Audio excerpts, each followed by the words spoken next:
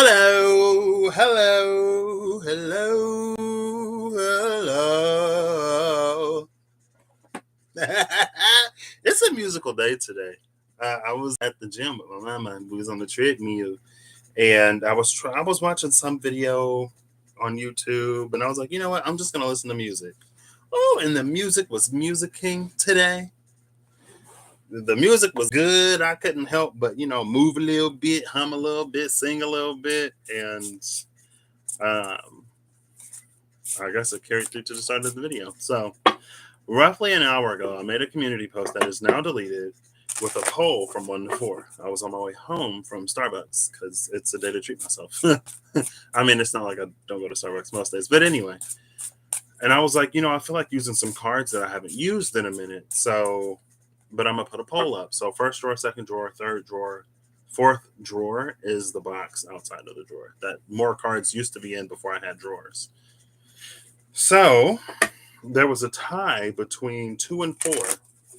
So you can pick 2, or you can pick 4, or you can listen to all of them, or none of them, because you have choice. But from the second drawer, I'm going to use the Osho Zen Tarot and the Magical Dimensions Oracle cards and activators because I've been wanting to use the Magical Dimensions Oracle cards and activators for a minute. And from the box, I'm going to use the Tea Leaf Fortune cards and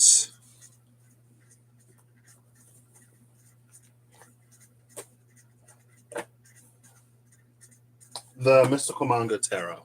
The Tea Leaf Fortune cards and the Mystical Manga Tarot.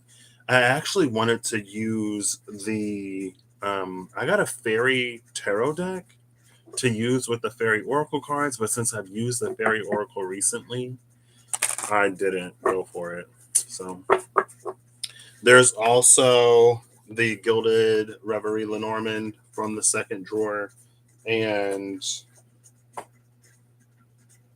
some other tarot deck. I have both the Dungeons and Dragons that got moved into the box, but I've used that recently, so I'm not going to use this one. I also have the Antique Anatomy Tarot from the 4. So, and we'll see. We'll just see what comes out. Challenges at the bottom of the deck. That song is stuck in my head with the promise. I can promise that my hands won't touch the floor. Yeah. I don't even know what that means. I can't promise that my hands won't touch the floor. Also, Mercury has been annoying. So after last night, since I used OBS on my computer, I could still see what you could see, and then I used my TV so I could pull up the chat as if, I did. The irony of me being like, I can't read the chat isn't lost on me, the person who doesn't often pay the closest attention to the chat.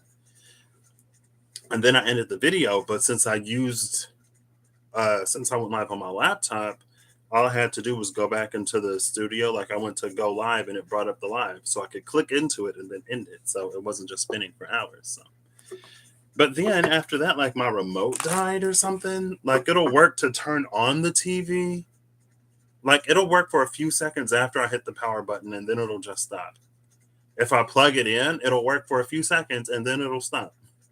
The battery is at 68%, but I have a smart TV, so I can control it from my cell phone just fine. So I have to use the remote on my cell phone to control the TV. And I'm like, Mercury, girl, what are we doing? Why?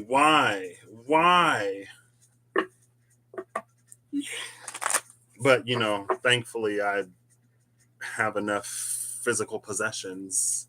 That's because Mercury's retrograding Taurus, so that's why I was like physical possessions. Hey Eve, hey Holly, how you doing? Almost said Sandra. Magical Realms number 28, Belief, Confidence, and Co-Creative Power with Exiled at the bottom of the deck. 14 and 28. Interesting. This is series / my light's interpretation of Robin's Egg Blue because I was tired of the purple and it's too warm. Even though it is cooler today, it's too warm to have the TV on pure white screen just baking me. And this light doesn't do white, so I've been meaning to restart it. I haven't. How are y'all today? You're at work and listening. Oh, I can't wait to be at work and listening. Happy Friday, by the way, to those who celebrate. Forgiveness 16 and challenges number 6 with magical realms at the bottom of the deck. Forgiveness and challenges, which is interesting because first with the magical realms was exiled, but now there are challenges and forgiveness to these magical realms. So some realms of magic are opening back up to you if you chose number 2. I don't know. Is it a choice or are we just reading cards? Who knows? I already shuffled the Osho's in, but I'll probably shuffle it again. Ooh. Now I'm ready. I can promise that my hands won't touch the floor. Yeah. Mm-hmm. Mm-hmm. Mm-hmm. I guess that works. We're going to say drawer 2 is at 7 minutes. Because it's like 6 minutes right now. So that'll give me some time to shuffle these up some more. And we'll just see what's up. I went looking. I was going to make a community post linking the video that I keep referencing, the capital I versus the EYE. But apparently that's not the title of the video because when I searched for it, it didn't pop up. So.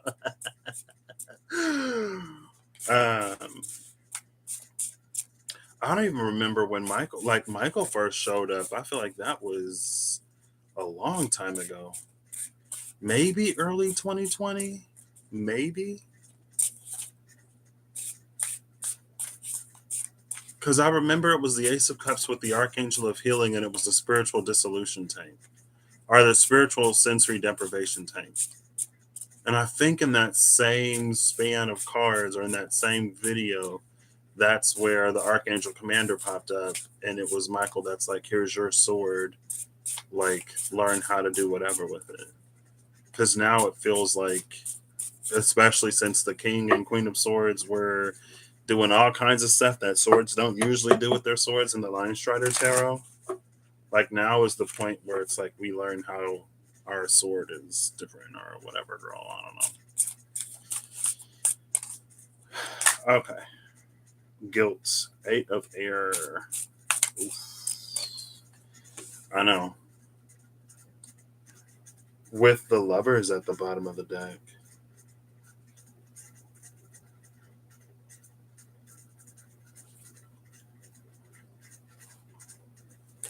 Anyway, so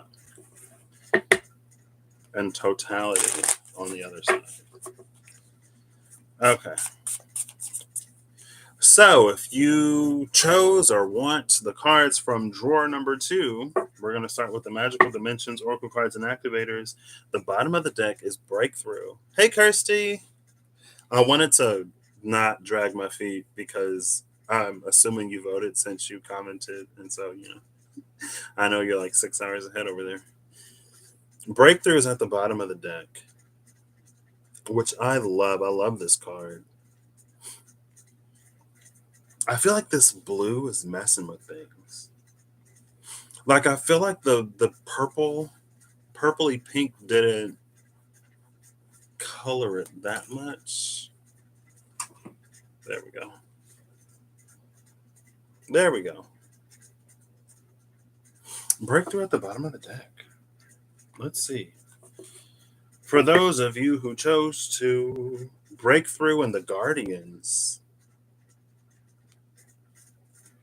Breakthrough in the Guardians is interesting because if it goes off of first, it was Magical Realms and Exiled, and then it was Challenges of Forgiveness with Magical Realms, and now there's Breakthrough in the Guardians, as if something is being returned. I was going to use the Lafruma, and I was going to pull before and after a series of cards. We'll see. For those who... Okay. Oh. Isolation 25 and Dreamscape number 10. Isolation is loneliness, reconnection, and home. Dreamscape is dream work, subconscious, and imagination. These are the two cards that came out.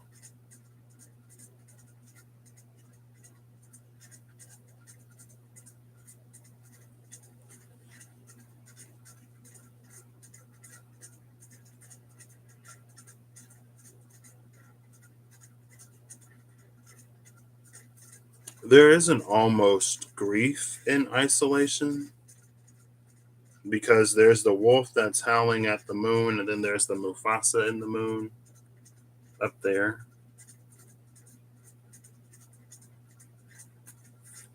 Oh, snap, where did you come from? Hello? Apparently, there's a third card that's just on the table. Destiny, divine purpose, passion, and service. This divine purpose is interesting, especially as I was talking about the grief in this isolation.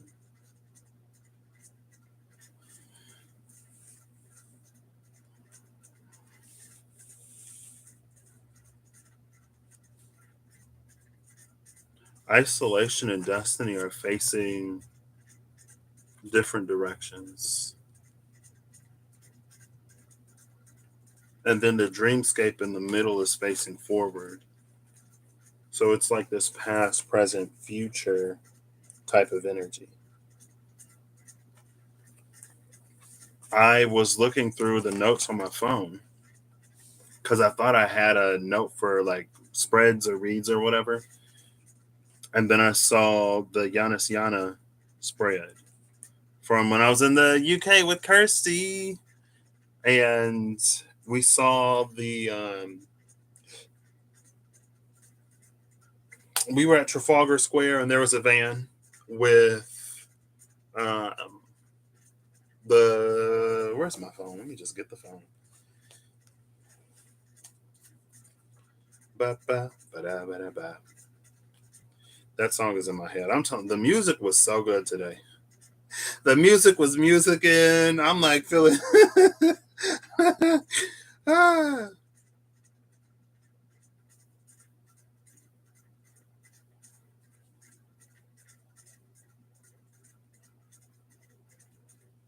Everybody's there. When I was at the gym, I didn't go yesterday. Um oh snap, did I say hi to Holly? Yeah, because Holly came in after Eve. Wow, yeah, I did. Okay.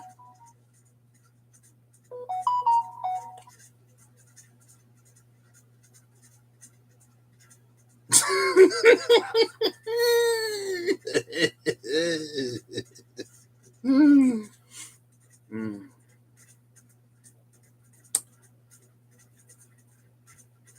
What am I looking for? Here we go.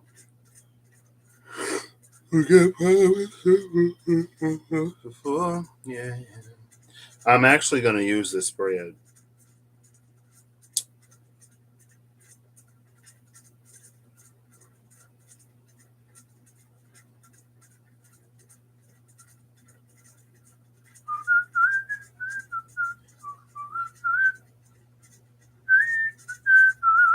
I thought I was using the Doubt Oracle for a second, or not the Doubt Oracle, because I was thinking about the Book of Changes. So making sure the past has a future was this random van that we saw. And I was like, oh, that's like Janice. One facing forward, one facing back. And then we went into the art museum and there was this picture of the past, the present, and the future. It makes me think of this specifically. I mean, there's like no present really here as it was like sort of shown here. So I'm going to use this spread to pull um, and it's all like purple and blue. You see that? Prudence, not Prudence. So every now and then, Charmed will be on the TV. Last time, though, it was the Rose McGowan Charmed. It was the Paige. Yeah, I was like, not Paige. Her name isn't Paige. Her name was Paige. It was Paige Charmed. But today, it was Shannon O'Doherty. It was the Prue. And I was like, oh, snap, it's Prue. And it was the episode where people found out that they're witches and Piper ended up dead. The Prudence here is interesting. Anyway, bottom of the deck is Manifestation 29, Prosperity, Fortune, and Pure Intentions. Prosperity, Fortune, and True Intentions with this Robin's Egg Blue. So, excuse me. What does Robin's Egg Blue mean to you? Oh, I need this because I'm pulling the cards in the spread. Let's see. So the past is isolation, the present is dreamscape, the future is destiny. And this purple on blue is not super easy to read. I don't know what I was thinking. Totality. This card was at the cut after Guilt, the Eight of Mind, and the other card was at the bottom of the deck. And I remember because it made me think of like a total eclipse. We just had a hybrid eclipse, which was like both partial and total.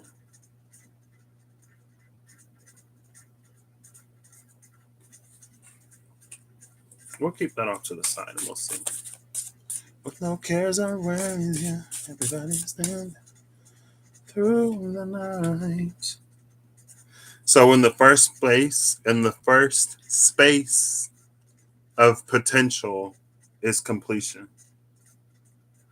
This is the potential of this spread. The potential is the thing that we don't see in between the face of the present and the face of the past. So it's an implied card. It's right here.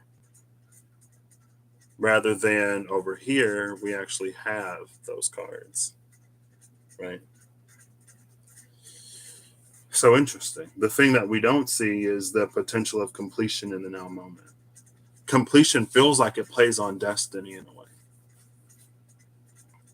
And there's like this final puzzle piece that's being sort of put into place on the third eye, which is interesting. So I'm just going to pull from the top and go around. In the space of the future, the 10 of rainbows, we are the world.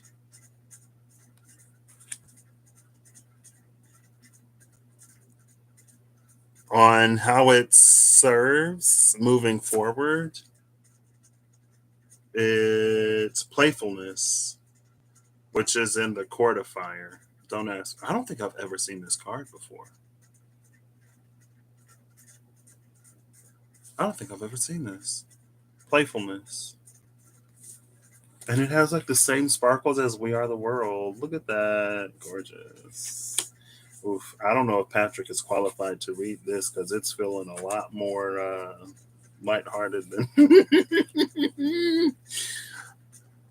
In the space of what changes / is made new. What changes and what is made new, we have Beyond Illusion, number 20.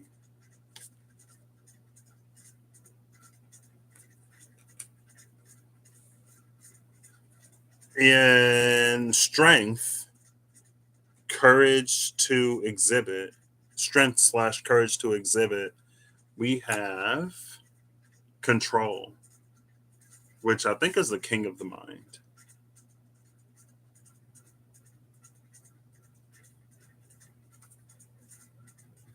And the king of swords is a really interesting energy right now.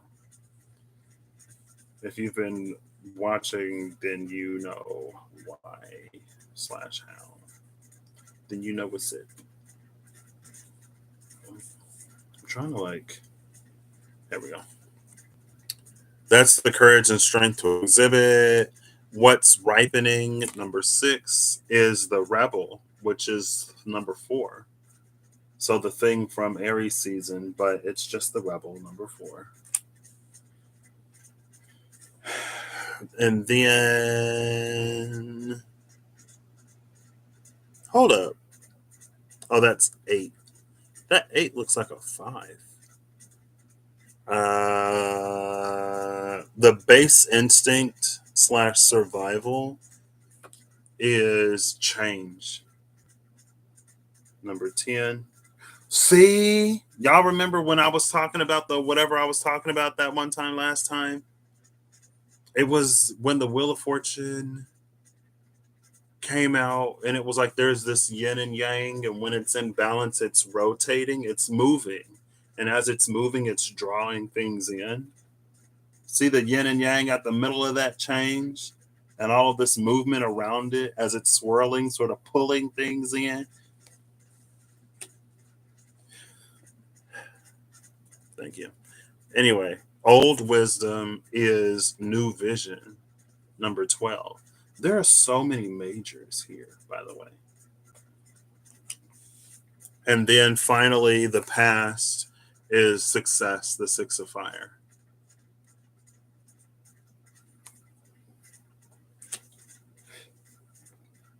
Because of the bottom of the deck is sharing, which is, I'm assuming, the Queen of Fire.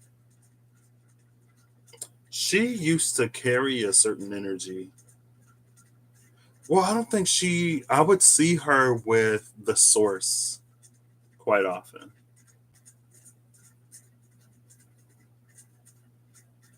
I'm like, there's her this little light of mine, I'm gonna let it shine. I feel like that's all I need to do. I read the cards as they came out and I told you what they mean. So on the side of isolation, I was saying that because of the space on the table, 5 of fire success ends up sitting on top of, or the 6 of fire success ends up sitting on top of the 5 of fire totality. So if we read this, how these are,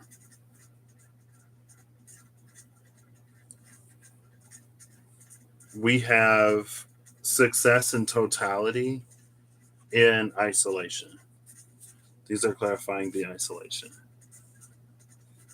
which is loneliness, reconnection, and home. It's almost that it's lonely at the top type of energy. That could also be the spiritual journey is one of, loneliness because nobody, I don't know what people say.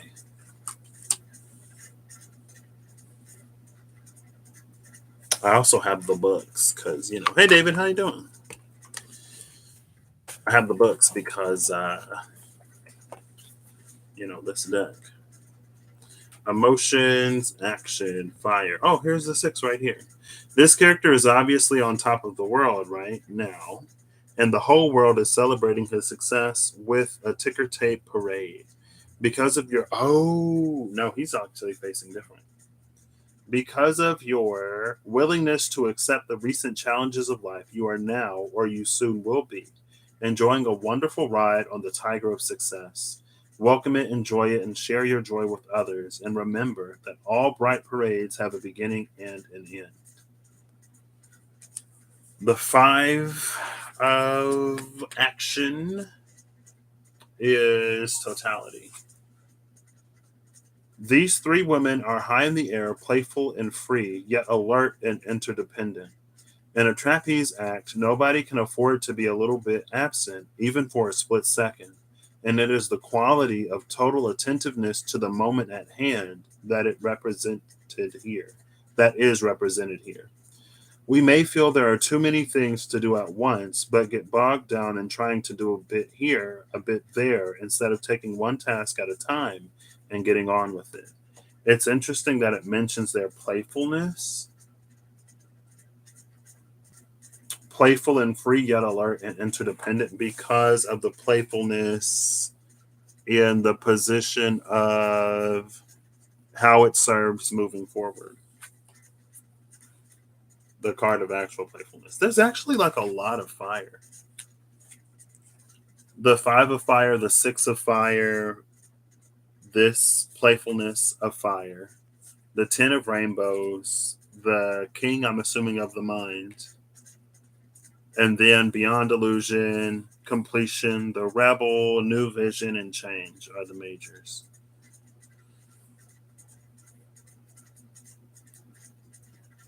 There's actually an 11. Is it the 11? There's an 11 of fire here because of the 5 and the 6.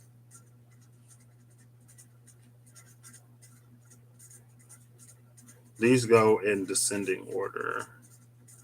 King, queen, knight, yeah, page. The page of fire is playfulness. Life is rarely as serious as we believe it to be, and when we recognize this fact, it responds by giving us more and more opportunities to play. So both of these together play into the future. What's interesting is, though, because of how these things presented themselves, on the back of the vehicle, it moves. If you go left to right, it moves from past to future. But in the portrait, it moves from future to past. Now the older gentleman is here and the younger gentleman is there, as opposed to the opposite here. So it is like this sort of crossroads almost. But this in the past is bridging us into the future. So bridging isolation into the dreamscape in the present is change and new vision, which really plays on that perspective.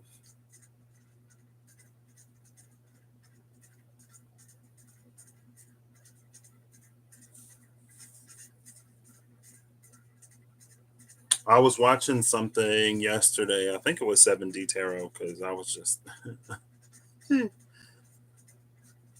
And he said, he talked about how there can be some experiences that can cause us a lot of pain, but they can serve, there can be a benefit or we can find a benefit in it. And he used an example of someone passing. I don't remember what else he said, but he used that example. And then there's the grief and isolation, but then we get into the dreamscape and then destiny.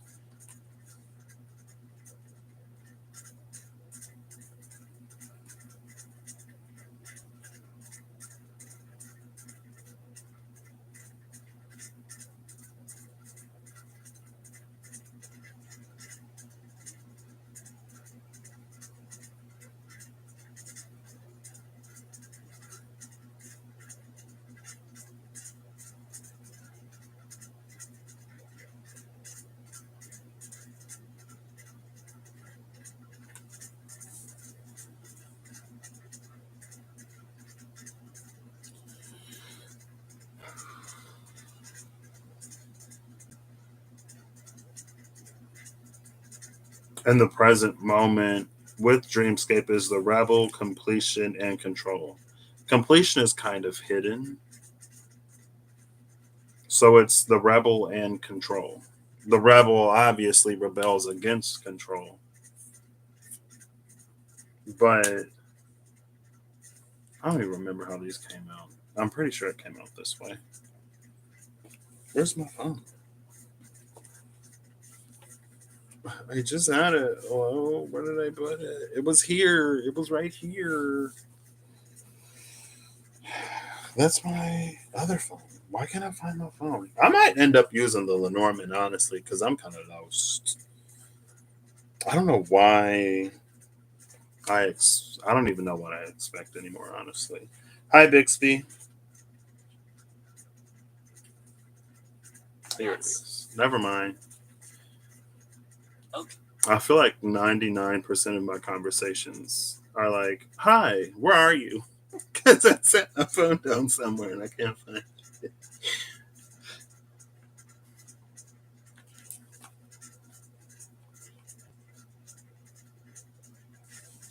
So 9 is the past. The past was success in totality. Success in totality, it feels like movement. Like there's a progress bar and it loads and it reaches a completion, then it loads more, it reaches completion, it loads more. So in the past, there's this series of incremental, it's a series of challenges that were won and overcome, which is why there's success here. And in totality, it's like each one handed us off from person to person. Like the two that are attached to the trapezes, that's like spirit or it's some event in life, it's other people, it's these milestones, and it passes us. We go from one to the other. And so we're like swinging through life.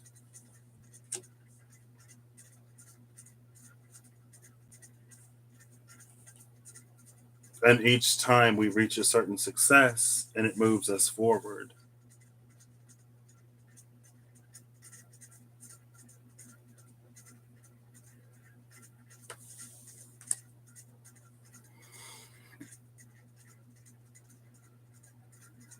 Now, old wisdom is,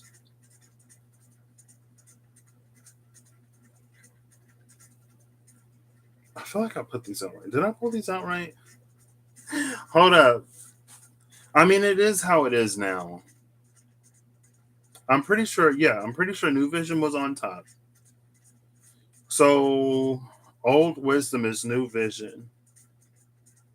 The base instinct is change. Everything changes daily and nightly in little ways. Everything stays.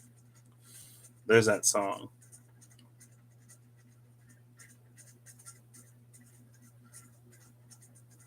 Old wisdom is new vision.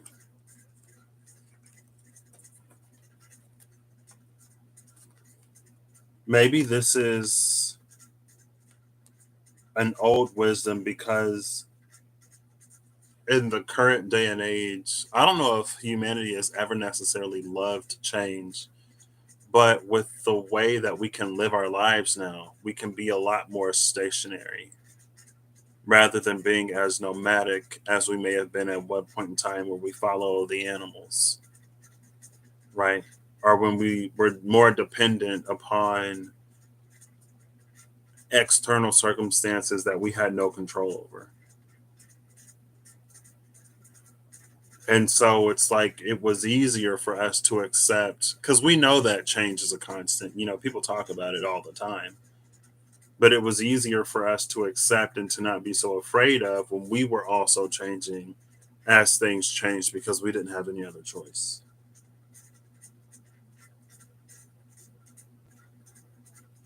And I don't know if it was an achieved success at some point where we felt comfortable that we wanted to sort of build roots where everything continued to change. And maybe that's what put us in an energy of isolation.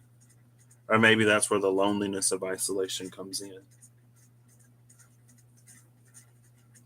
It's like when you finally figure something out, but then you move on to the next topic, and it's like you feel like you're clueless all over again.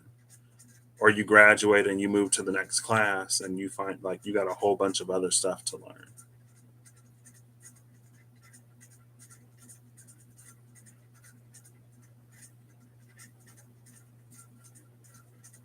There's also an element of dance in this new vision. This is an energy that can like roll with the punches or it surfs the waves. It's like an interpretive dance with this change. So when I was looking at these cards, trying to find the shapes, so around the yin and yang, do you see the triangle? If it'll focus, you can kind of see it. There's the triangle there, the circle. could be like pick a circle. I was looking for that square because there's a square under the triangle.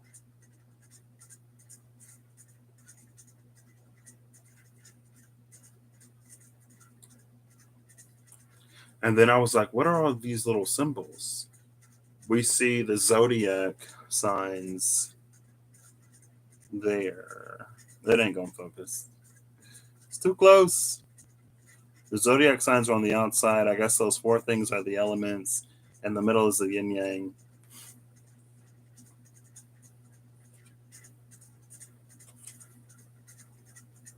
So taking us from isolation, but I feel like that makes sense too. It is almost very like um, Abraham Hicks, knowing what you don't want. You send a rocket of desire, whatever her thing is. It's like we have a not great experience and we want to have a better one. So even from the negative, there is something positive that can come about. Now, there is the truth. I don't want to say truth, but there is the truth. I don't want, I feel like saying that it's a line of thinking would discredit the validity of the statement. But it's that, like, your brain doesn't understand the difference between like don't do this and like do this. So like if you say don't rain, then all your brain hears is rain, so it's gonna rain. And so instead of thinking like don't, think in do's. And why did I bring that up? I don't know. Literally had no clue. I lost the thought.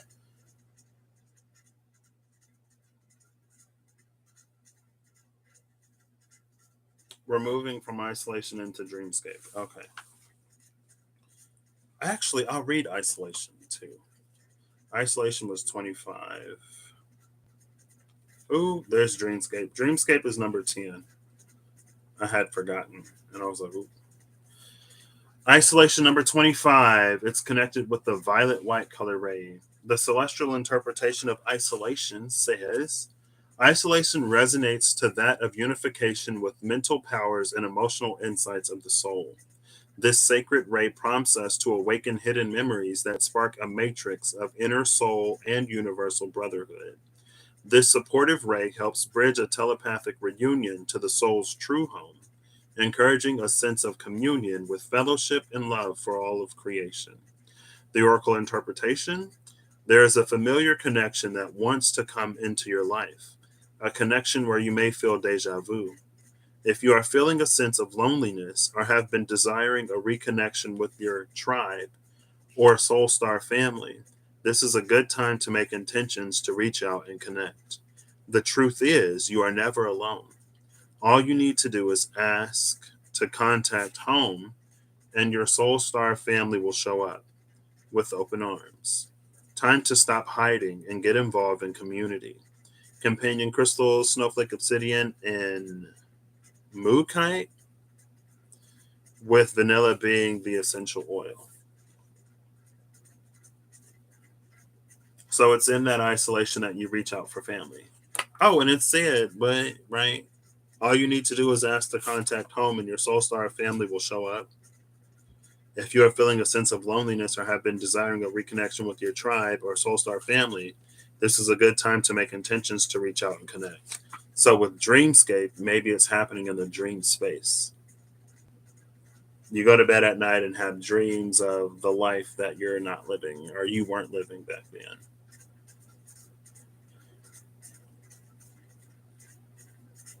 So in that way, it makes sense that new vision and change, because it's almost like you've accomplished all of this in the past. You accomplished all that you accomplished, and it's like, and then there's a what next kind of feeling. Again, it's that like it's lonely at the top type of energy. You start to desire people to share it with or people to be in communion with. And so then maybe you have a dream. Or maybe it comes to you, maybe your intuition starts to speak to you in ways of like, go here, go there, like, why not try this, why not try that. But if it is a dream, it would tie into the dreamscape nicely. But also, that would be the new vision. And with that new vision in mind, it's like when you welcome those feelings into your heart, that's when the change begins. Because it's like now, it's almost like this, it's a renewal. With that sense of renewal, now it's like, oh, I'm going to go and do this. It's like, when you start to meet people, that excitement of like, oh, I can't wait to go do this and do that. And I'm going to do this to get ready. I'm going to sign up for a dancing class because I want to learn how to dance. Then it's like that new vision helps inspire change where there may have been stagnation and the loneliness of isolation. Dreamscape is accompanied by the rebel and control. The rebel is sitting in the space of what's ripening, and control is the strength slash courage we need to exhibit. So if these aren't opposing each other, then this is like a determination or a steadfastness. It could also be like faith in the vision that the divine has revealed to you. And then the control could be like not allowing yourself to be overcome by the lack of that thing. Dreamscape, dream work, subconscious, and imagination. I love that it's coming from the subconscious too. This image is connected with the persimmon color ray. Dreamscape resonates to the unconscious and hidden desires and dreams. These frequencies bridge pathways from the subconscious into the conscious awareness that assists in bringing life to dreams, both in the waking and sleeping states. As deeply entrenched patterns are surfaced for examination, understood, released, and transmuted, this flowing ray allows for revelations and new ideas to burst forth with a vibrancy and depth. The imagination is unleashed and creativity flows vividly. I feel like another card mentioned flow. Pay attention to your dreams as you are receiving profound guidance from them. Your subconscious is trying to bring something important to your attention.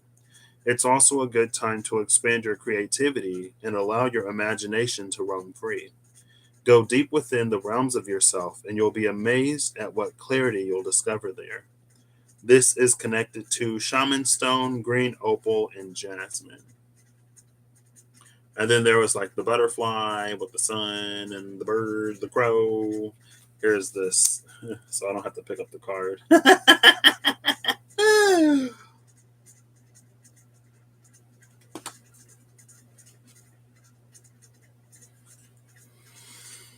And this is connected to the rebel and control. We'll read control first.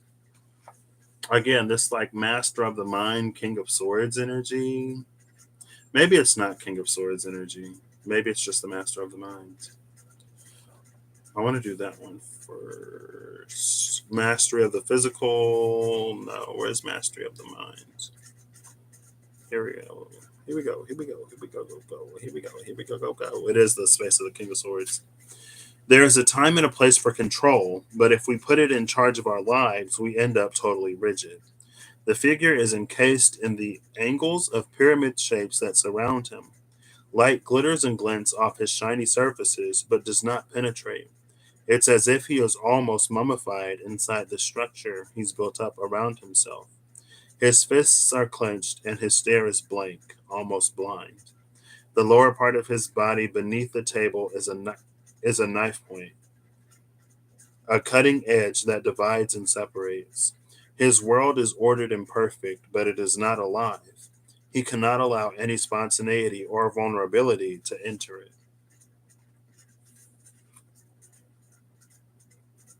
That's the control part. So it's probably a good thing that the rebel is here. So it feels like there may be a little bit of contention in the present moment of navigate. It's like it's an in between, like being in between living the life of your dreams and like being where you were or knowing what you know of the past.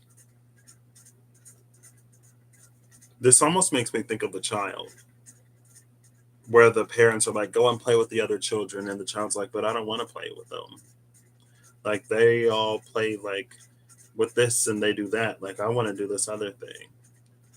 And they're like, they're like, like we know that you're mature, but it's okay to like go out and have, I don't want to say stupid fun, like silly fun. The rebel comes in to soften up this control. Or it's to exhibit controls in other ways, or control in other ways. The rebel, number 4.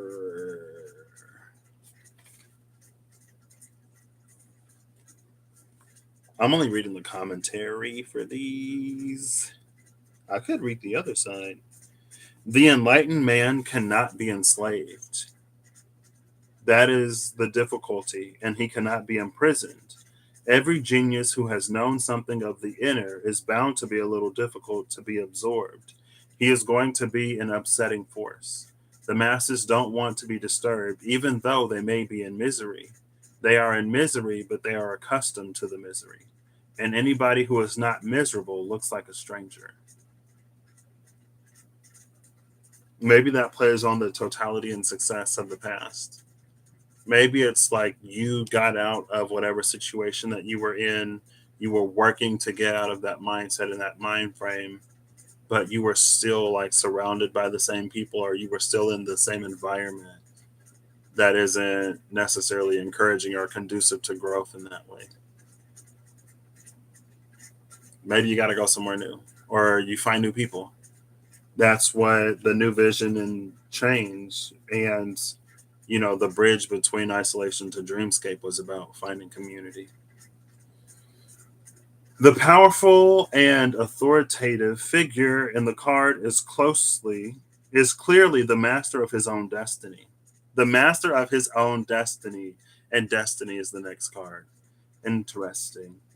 On his shoulder is an emblem of the sun, and the torch he holds in his right hand symbolizes the light of his own hard-won truth.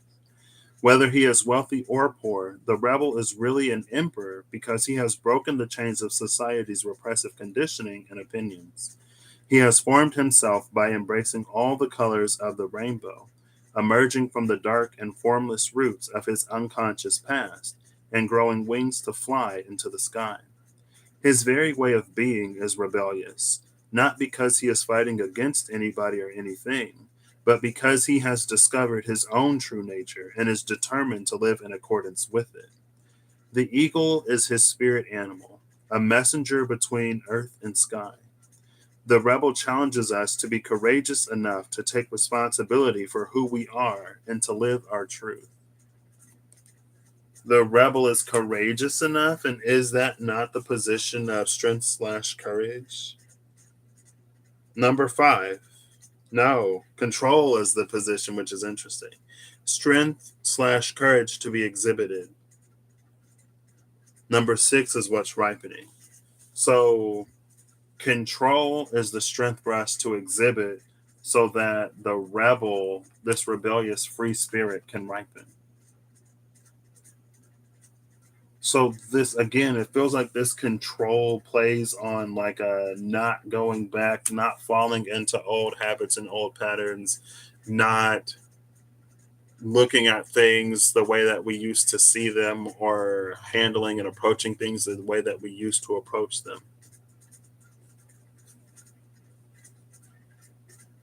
Especially if you know what your truth is.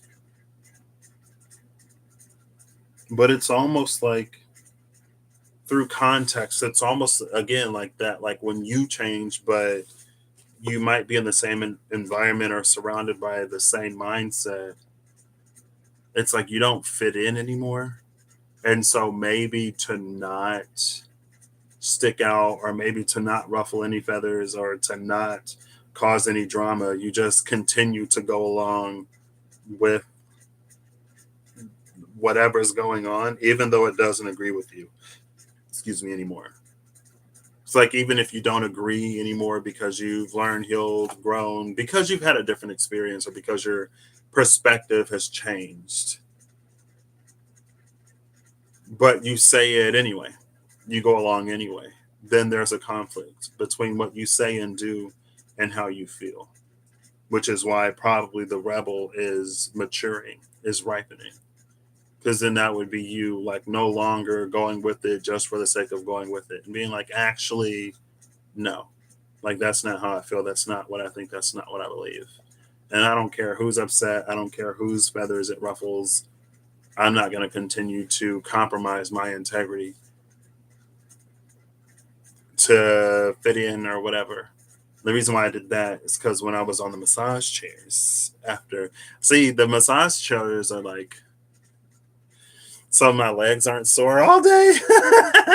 Get in the massage chair and then it's like they're fine. Um, there was something about with Archangel Michael giving us the sword.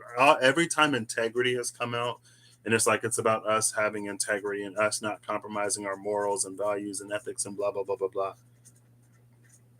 It teaches us what our principles are, and when we act in according to our principle, then it pulls. It's like it gives it a boost in momentum. Something about that, because I don't know if it matters. It helps. It does something. Okay. The rebel is full of integrity. So, bridging dreamscape, and again, because of controlling the rebel, it's like it's not forcing the dream to materialize into reality, but it's like it's aligning when we are that rebel and we do the thing regardless. It's like we find those places and spaces we are more naturally drawn to energies that are not integral, aligned. Energies that align to what the dream is showing us, to the future, to moving forward. Then we transit from the old mindset, whatever, into the new, right? So, moving into the future, we have beyond illusion and playfulness. Again, this playfulness has an energetic similarity to the success and totality before, because this is the 11 of fire. That was the 5 and the 6 in the past. Because that was the 5 of 6 in the past, and this is heading into destiny, again, it's that energy of like you are reaching this moment that you were always fated to reach. And maybe there was a certain part of you that knew that knew that this is for you, but when it didn't come immediately, or when you were faced with certain challenges, or when you were surrounded by certain people, or you found yourself in certain environments, like you started to question it. And then eventually you get used to it to the point where you accept where you are. And so again, that's like when you kind of sort of like fade to gray. That's when you go along with what everybody else is doing just because, it's easier to go with the flow rather than fight it. But now in the present moment, there's this dreamscape, there's this confirmation of what you know is for you. So you're making these changes, you're being more authentic and standing in your integrity and using your voice or doing whatever you're doing to exhibit that person, because it talked about his fire or whatever. And I was going to point that out. It's interesting that it mentioned that there's a representation of the sun and then there's the sun behind dreamscape with that same like oranges glow too. Interesting. And there's a bird in dreamscape and he has the eagle on his other shoulder. What? You see that? And they're on the same side. Cool. So beyond illusion, I'll read first. Beyond illusion is Who are you? Number 4. What changes slash is made new? Number 3 is how it serves moving forward. It serves moving forward in playfulness. And this playfulness moving forward feels like enjoyment. Hey Perry, how you doing? How are ya? Hello. This playfulness is like this is us being in that environment that we always like. It's being in an environment that welcomes, celebrates, and challenges who we really are. It doesn't challenge us in a way of getting us to like try to like it doesn't try to dim or diminish us. It challenges us by asking us to be more us. It's like, when you're at the photo shoot and the model is doing really good and the photographer is like, yes, give me more, give me more. You know, it's like you're already doing great. You're doing amazing, like more, more, more. Like, and because it's authentic, because it's natural, it feels good, right? Rather than being challenged in the other way. It's like a positive reinforcement challenge rather than like a negative reinforcement challenge. I've been seeing that a lot lately. It's like do the things that people say that you can't do, or if they say that you can't do it twice and take pictures and prove people wrong. And for me personally, I'm like, I don't, that ain't for me. Like, I don't live my life just to prove somebody wrong. Because if someone's like, don't go jumping off that bridge, I'm not going to go jump off of it just because they told me not to. You know what I mean? Like, I don't want to jump off the bridge. Now, if I wanted to and somebody told me not to, then I'm doing it because I wanted to, not because they told me not to. But for some people, they get really motivated and really inspired, like when people doubt them. Like some people love to prove people wrong, but in this energy moving forward with this playfulness, it's like it's not that negative reinforcement. It's not challenge in that way. It's not challenge in the way of people telling you that you can't do something. It's encouraging and motivating and supportive. And so that might be a little bit of a adjustment for some people. It's almost has an energy of like when we're not used to being able to eat ice cream before dinner. I'm trying to use a non serious example. It's like when we're told that like you can't have dessert before dinner or you're not allowed to eat sugar at all. But then, when you get your own place, you can have dessert before dinner if you want to because you can make that choice, you can make that decision. Now, if it was something that was instilled in you when you were young, then you may hear the voice of whoever told you saying you can't do that. And so you may continue to not do it because, somebody told you a long time ago. But then when you realize, hey, like I have my own place and that's my fridge. Like I can do what I want.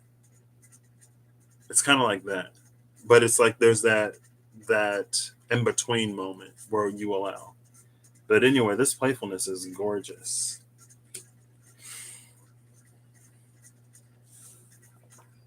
Playfulness is what is playfulness again? I know it was like something how it serves moving forward. How it serves us moving forward is playfulness.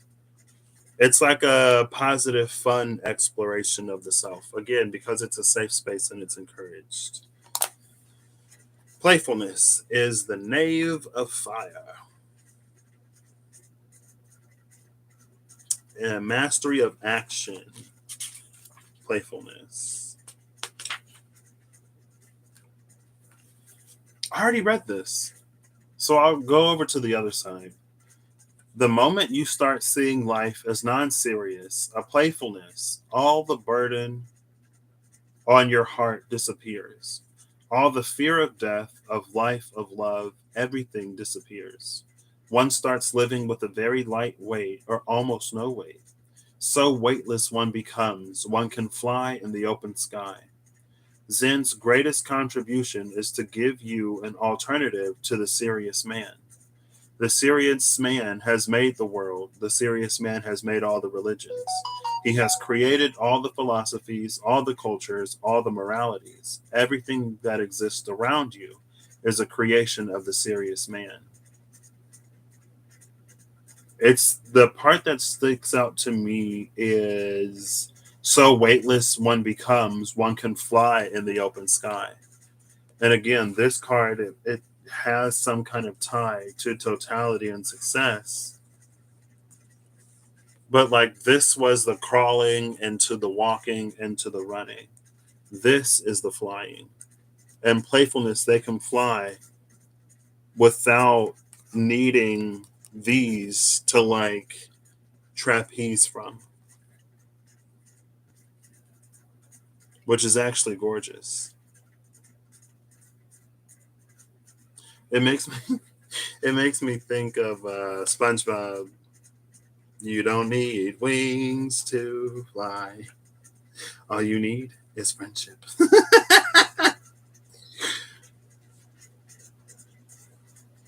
Ooh, carrot cake. I don't even know if I like carrot cake. I think I might like. I don't like. Oh, dude. See, that's the control and rebel in me. Because I'm like, I know this is an aside, but I used to hate most vegetables, if not all vegetables. And I didn't like carrots. I was like, ooh, carrot cake. But now, like, my taste buds changed. One day, miraculously, I woke up and I didn't hate vegetables. And then, as I ate a few vegetables, I started to like them. So now, sometimes when I encounter vegetables, it's like there's that initial, like, ugh, response from the 26 or 27 years of my life that I hated them. And I'm like, they're actually pretty good. So it's a psychological shock to me. Like, who am I? Have a whole identity crisis just because I don't have to say no veggies. Beyond Illusion, number 20. And this is, girl, I already forget. I done already forgot. Scott Guides. Beyond Illusion is what changes, what is made new. I love that.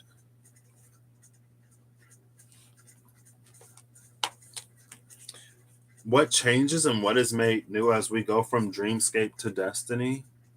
This feels like it's a realization that something isn't the whole world. It's just like the mindset of the people who, it's what the mindset was where you were. And again, this feels like one of those energies of like a broadened perspective. You go out into the world and you find out that you're not the only person that pours the milk before you pour the cereal. You find out that there are other people who believe that pineapple belongs on pizza, right? Beyond Illusion is like, as you come into your destiny, it also does involve a certain amount of appreciation. I feel like appreciation is such a weird word to use if you've never gone through something troubling or worrisome, come out of it, reached another point, and then we're able to look back on it as a stepping stone, as something that pushed or motivated you to do something else, as something that ultimately ended up leading to something positive. Because if you had stayed where you were, things would have been very different. And so it's almost like it's a blessing that it didn't work out. They say rejection is God's protection. It's like you wouldn't have met the people that you met. You wouldn't be in the state of playfulness that you're in. you wouldn't have had the courage to really. No, it's not that you wouldn't have had it because you found it where you were, but that would have been a rebelliousness that was seen as like destructive or whatever. So you would have had to fight rather than it being a rebelliousness that's encouraged and accepted and welcomed. It's just a different vibe. Beyond illusion, the butterfly in this card represents the outer, which is constantly moving, and that which is not real but an illusion. Behind the butterfly is the face of consciousness, looking inward to that which is eternal. The space between the two eyes has opened, revealing the lotus of spiritual unfoldment and the rising sun of awareness. Through the rising of the inner sun, meditation is born. This is the only distinction between the dream and the real. Reality allows you to doubt, and the dream does not allow you to doubt. To me, the capacity to doubt is one of the greatest blessings to humanity. The religions have been enemies because they have been cutting the very roots of doubt. And there is a reason why they have been doing that. Because they want people to believe in certain illusions that they have been preaching. Why have the people like Gautam Buddha, I probably butchered that, I apologize, been so insistent that the whole existence, except your witnessing self, except your awareness, is just ephemeral, made of the same stuff as dreams are made of? They are not saying that these trees are not there. They are not saying that these pillars are not there. Don't misunderstand because of the word illusion. It has been translated as illusion, but illusion is not the right word. Illusion does not exist. Reality exists. Maya is just in between. It almost exists. As far as day to day activities are concerned, it can be taken as reality. Only in the ultimate sense, from the peak of your illumination, it becomes unreal, illusory.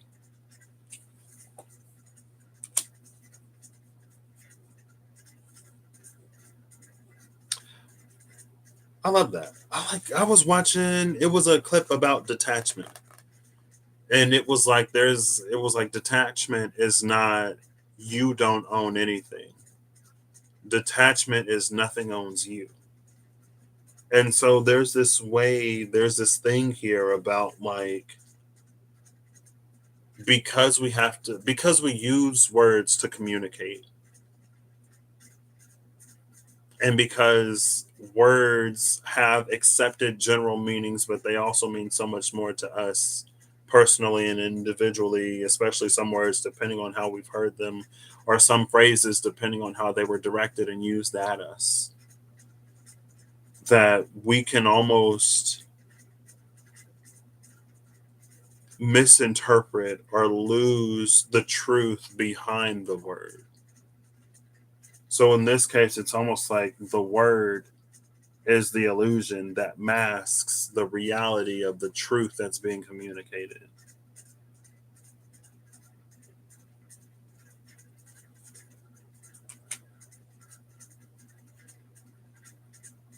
What was that position again? Where's my memory today? Come on, Mercury. Mercury took my memory. Mercury retrograding, sextiling my natal Mercury retrograde. Mercury's going to go back into my 12th house. Darn it. After the long transit, it's going back. What changes is made new. What is made new is beyond illusion. It's like our understanding changes. Our understanding is made new. And because our understanding is made new, the things that we used to believe as true, we can now see as subjective, or we can now see as relative to the conditions that led to us believing them as true. So it's not that it's completely false, and it's not that those beliefs don't hold any weight, but it's that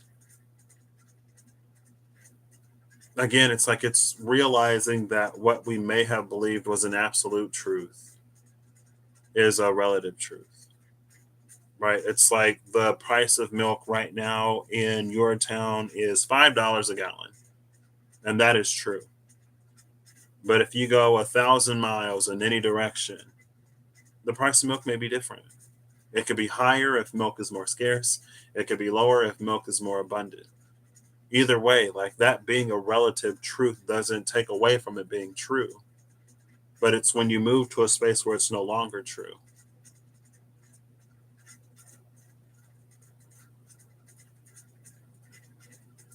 This makes me think of the Yggdrasil tree. And I think it was early in the rune raking. Maybe it was Ash. Because I'm trying to think of like what other rune would have been associated with the Yggdrasil tree.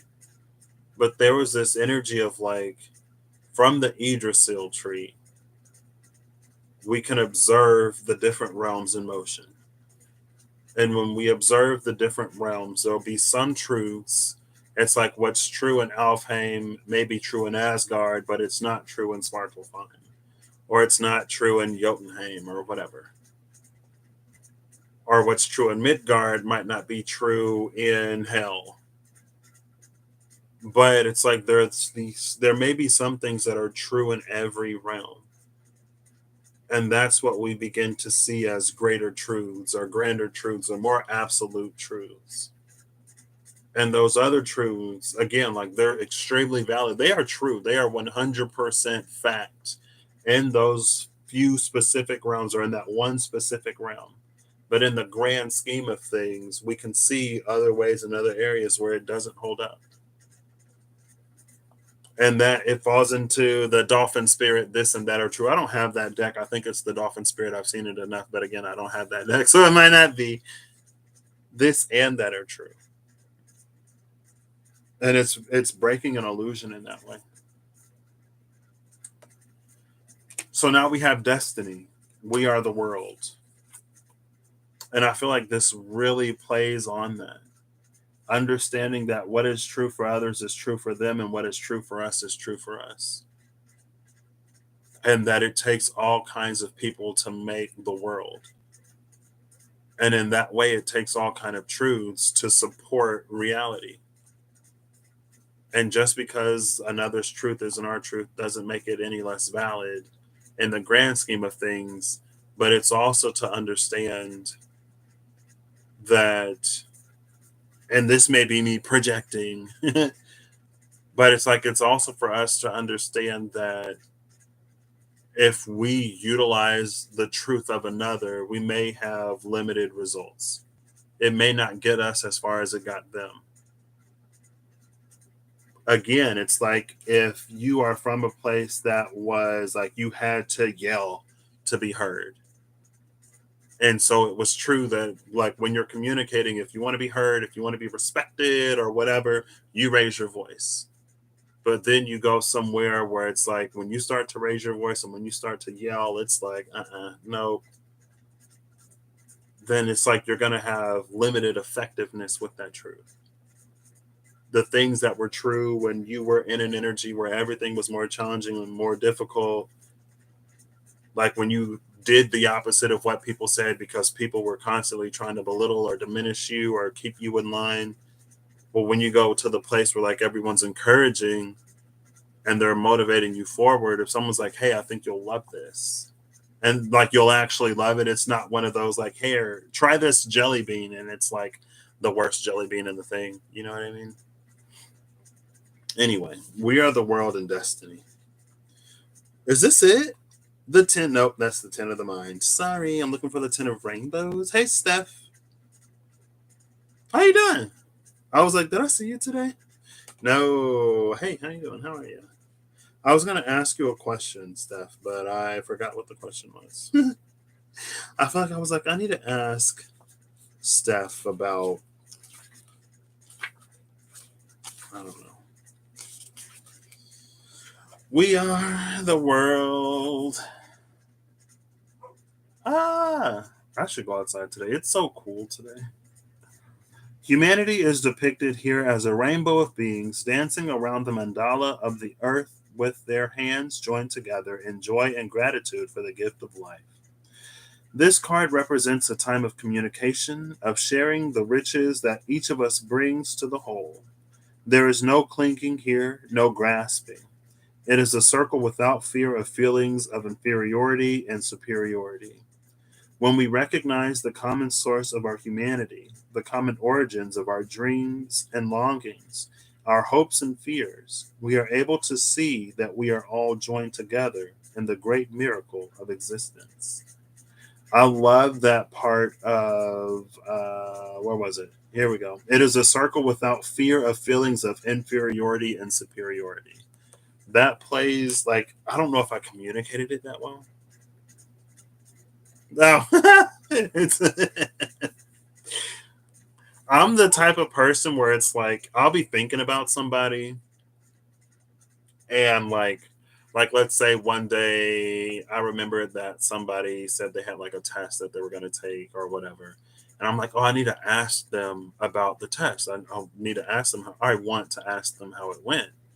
And it'll be on my mind super heavy. And then I'll see the person, I'll get super excited. I'll be like, hey. And they'll be like, what? And I'll be like, I forgot. And I would do that all the time. I'm like, hey, like I've been wanting to see you. And they're like, what? What's going on? I forgot. I can't remember. I don't know.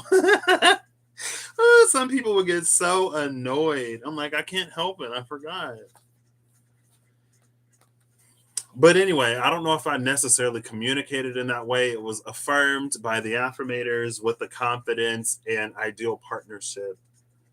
When I was like, when you're at a meeting, when you're a king or queen, emperor, or empress at a meeting of emperors and empresses, like you don't have to, like one person doesn't have to back down in order for another person to rise or shine. Like there's no inferiority and superiority here. And that's the future. That is this destiny. Again, because every truth has a validity to it. And this is divine purpose, passion, and service. I just noticed that we go from number 10 to number 9. From dreamscape to destiny. You do that too? Yeah.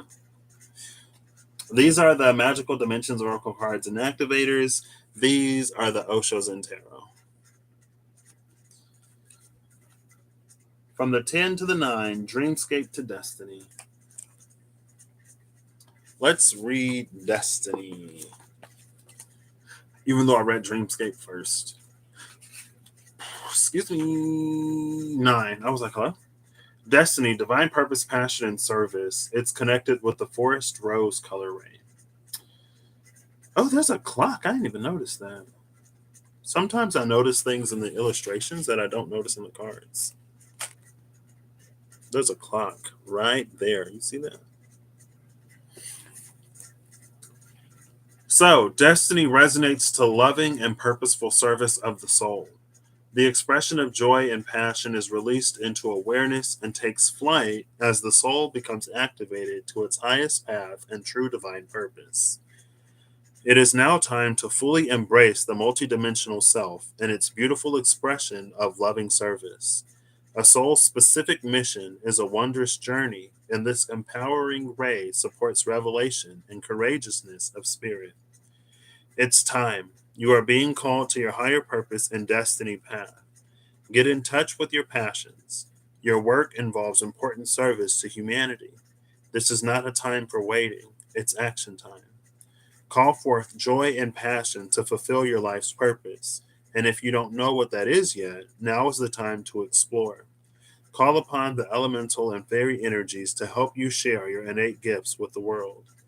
Connected to moss, agate, kunzite, and rose, the essential oil of rose. Now is the time for you to be living in your purpose. And as you live in your purpose, and as they live in their purpose, and as everybody's living in their purpose, now the whole thing changes. Then this completion that was hidden starts to come into being. again, like as everyone is living in their purposes, everyone is doing their thing without fears of inferiority or superiority. It's like these different puzzle pieces that form this is like the collective face of humanity. There's some greater destiny that the divine gave us as a collective, or this greater potential that we have of loving, caring, compassionate, whatever for each other. And then we become, I don't know, you know, whatever that is.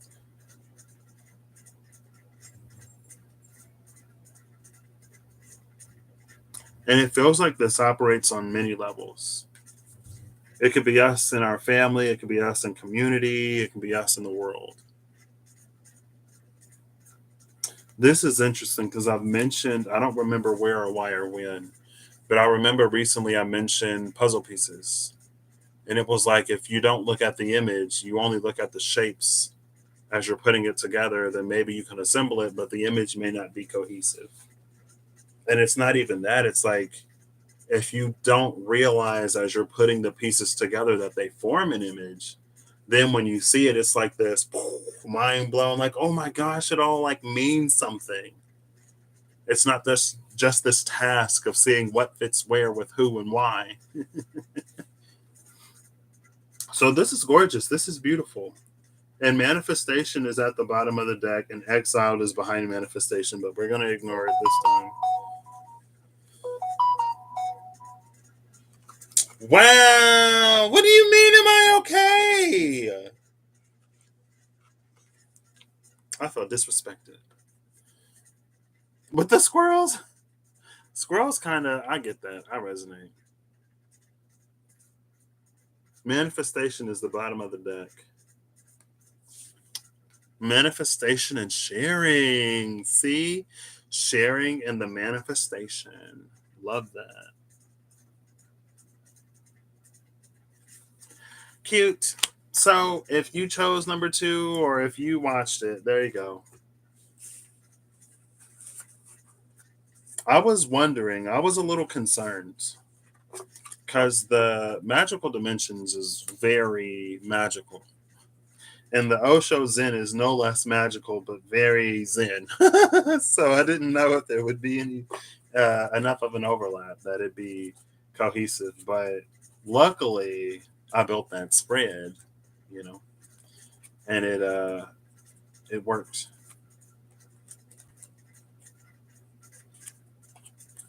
So yeah, it's like we reach a point when we realize where it sort of dawns on us why we went through the things that we went through, and there may come points in time where we can pull on the wisdom that we gain from certain experiences, or we can relate because we were in that position at some point in time. It's almost Taurus. I'm pretty sure it was Taurus that had like 3 rows. And I like, yeah, I'm pretty sure it was Taurus the last time I did the between you and you for Taurus. This is like basically it. Like you got big city dreams, but you live in a small town and you pursue them. And you go out and you make a name for yourself in the big city and you become somewhat of a mentor, or you find yourself in a very good environment. And then there's someone who like your vulnerability with them helps them to achieve or attain or believe in themselves, and then that unlocks something within you where you want to be more vulnerable. There are like themes from the Taurus reading, but it doesn't necessarily play out all the same. This is the last few weeks of the North Node being in Taurus before it shifts into Aries. So, you know. All right. Thank you. Intensity. This is the night of action. Look at it.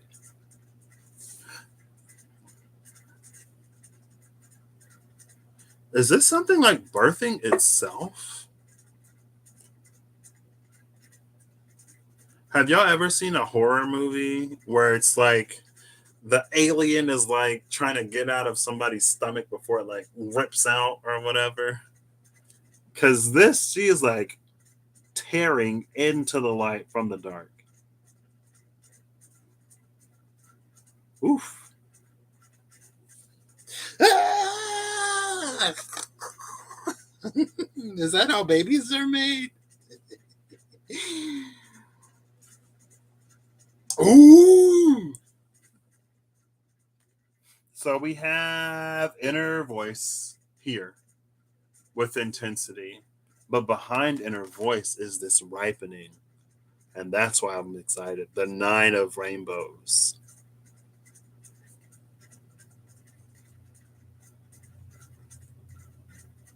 You tore the bird feeder. Oh, the squirrels tore the bird feeder. Oh my gosh.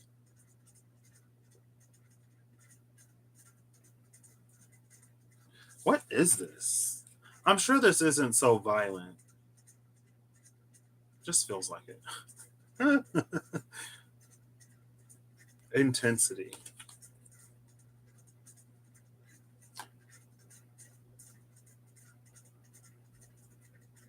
Oh, dolphin. This and that are true.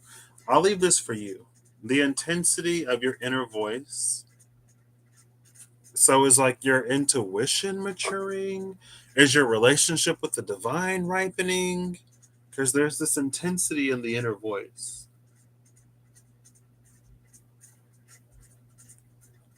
It feels like there's the voice box, right? There's authority. How do I want to say this? Like, it's one thing to call yourself something, or like just because we claim a certain thing doesn't necessarily mean that we have it or that we are it.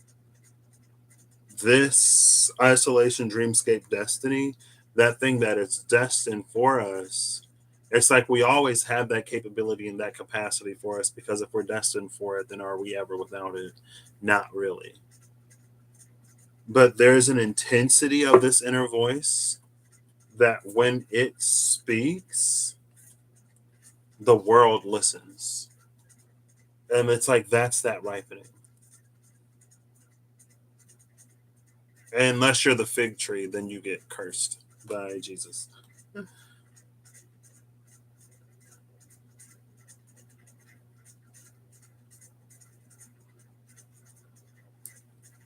Interesting. Okay. I still got to do the other one.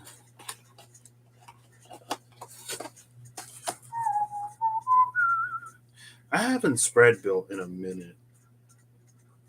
I mean, I guess I do. I do build with me's, but that's kind of different than spread building. I used to love spread building. Love it. Oof. You know, want to know something funny?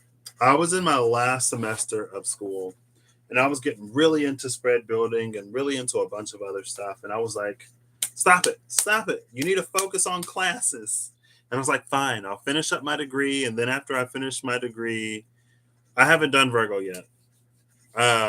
When I finish my degree, then I'll get into all the spread building and the this and the that. And then I got my degree and I forgot what I was waiting to get my degree to do. you know,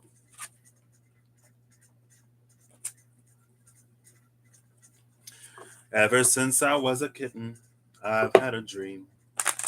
My name in lights. I was gonna post that. I was that's before I started listening to music.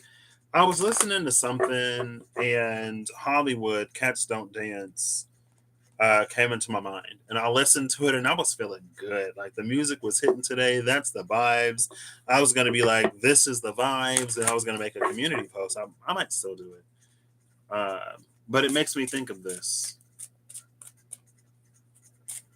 It also makes me not necessarily so much the Taurus reading, but You can be or do anything if you try. Guess what's at the bottom of the deck? Breakthrough. Love to see it. Yes, we love a good breakthrough energy.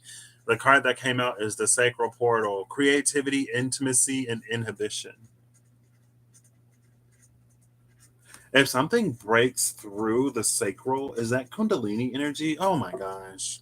Oh, it's a breakthrough from the isolation. Look at this. Isolation is in between liberation and breakthrough. I love that. Liberation and breakthrough, isolated no more, transformation under that liberation, and then the crown portal, crown chakra. Guess what's under the crown chakra? Crown portal, those magical realms. Is this all an elaborate series of tests and trials and challenges? Maybe. Sacral portal. Do with this what you will.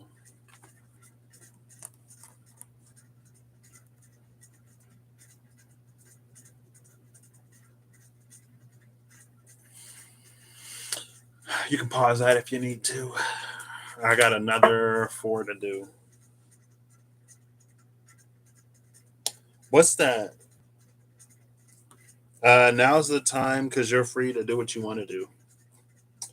Come on and try. Now's the time because you're free to do what you want to do.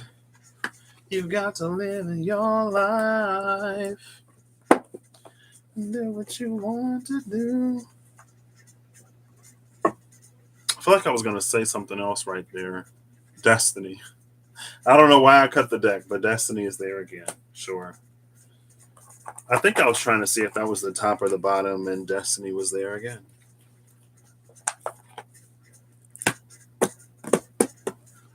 Okay, that only took an hour. So the box, I'll say box of 4. I don't even know. It was like 135. Oh. It's 132. That'll give me a little bit of time to get these cards out and start shuffling. Oh goodness. There are so many tea leaf cards, and they give you this bag to help shuffle, but I've never seen anybody actually use it to shuffle, so I don't know, because there's like 300 cards or something like that. And they're round and they're small, and it's fine.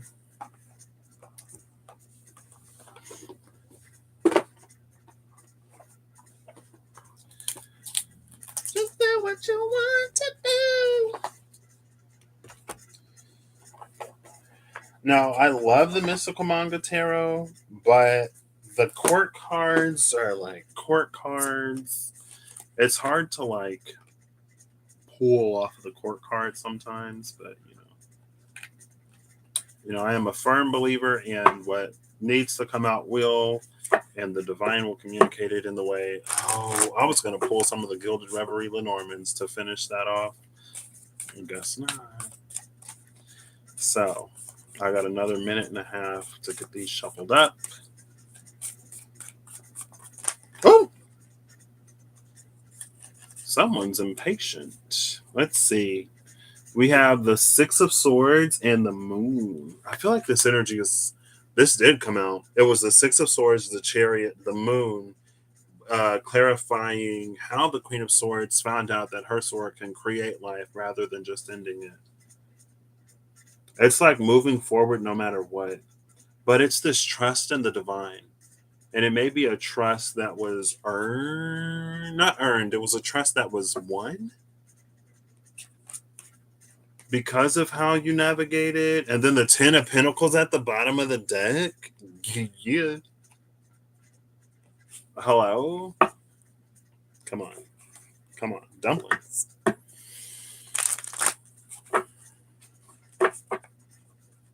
It's like, if you think back, and there have been times that the divine has worked miracles to get you through or to something.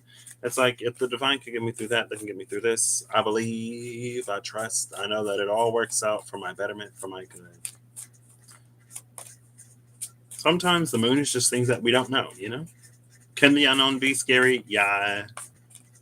I mean, the moon can also be other things, but you're in the boat. The ferryman knows the way. Trust the ferryman.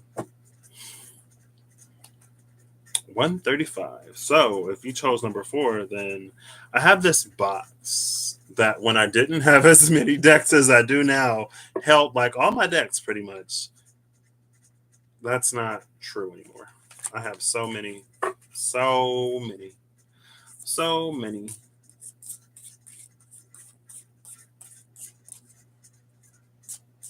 But these are cards that it was originally like cards that I don't use as much. So I just left them in the box instead of putting them in a drawer. Now, here soon,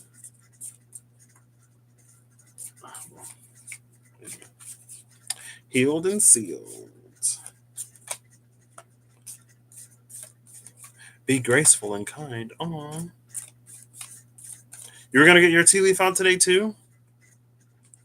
Oh, snap. We got a 4-leaf clover. 4-leaf clover. Great, good fortune. Okay. Bottom of this half of the deck is the dog barking. Advice from a friend. So there's advice from a friend and great good fortune. Okay, this is a friend that gave you some good advice. Is this friend Patrick? Kidding. The club. Someone will try to make you do something against your will. Oof. See, that's my Libra best friend, the one that I go see in the UK. He's like, you should do this or you should do that, and I'm like, no.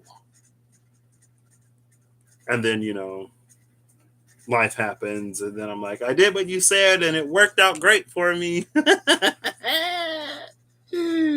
Maybe this is why we need advice from the friend, because dark woman, dealings or relationship with a woman with dark complexion or hair. Is the dark woman the friend? Bottom of the deck is January.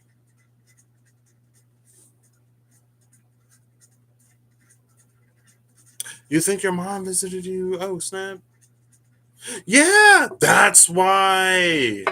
Happy birthday to your daughter. I was like, Steph is on my mind for some reason. I can't remember why. It's because yesterday you said that her birthday is today. That's why. Happy birthday to your daughter. Happy birthday. Happy birthday. Now I'm going to put this back in the deck. I'm going to put this back in the deck. And I'm going to try to assemble these all together. Let's see. Let's take the middle.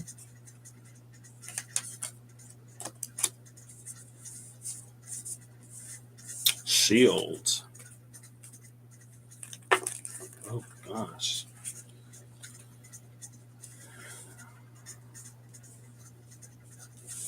We'll just start with these. Shield and August Mule.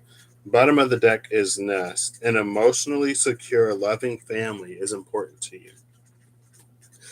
An emotionally secure and loving family is important to you. To you. To you.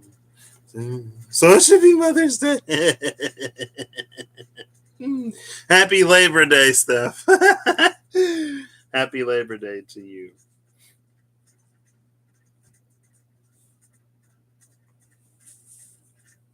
So, August Mule. Someone is extremely stubborn and unwilling to change. With August, could be a Leo, fixed fire. Just saying. Could also be a Virgo. Just saying. Could be Patrick. Anyway. 2 cards fell out face down on top of the shield. We have you need to defend yourself with the shield. Are you defending yourself from the stubborn person? Are you the stubborn person? let's pull some mystical manga tarot and see. I don't know what this is.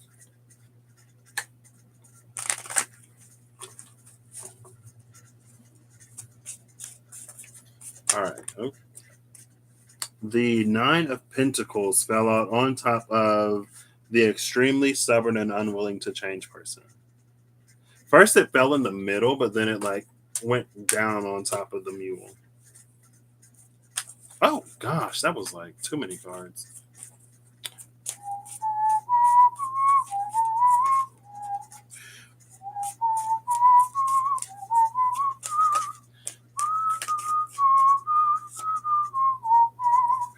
Ace of Wands with the Hermit at the bottom of the deck. I'll take it. Okay.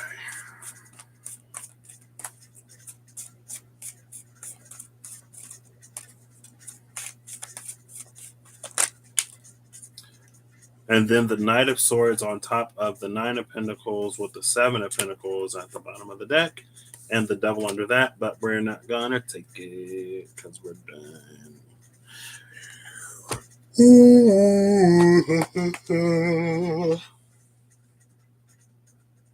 So, Shield. You need to defend yourself. The two cards face down.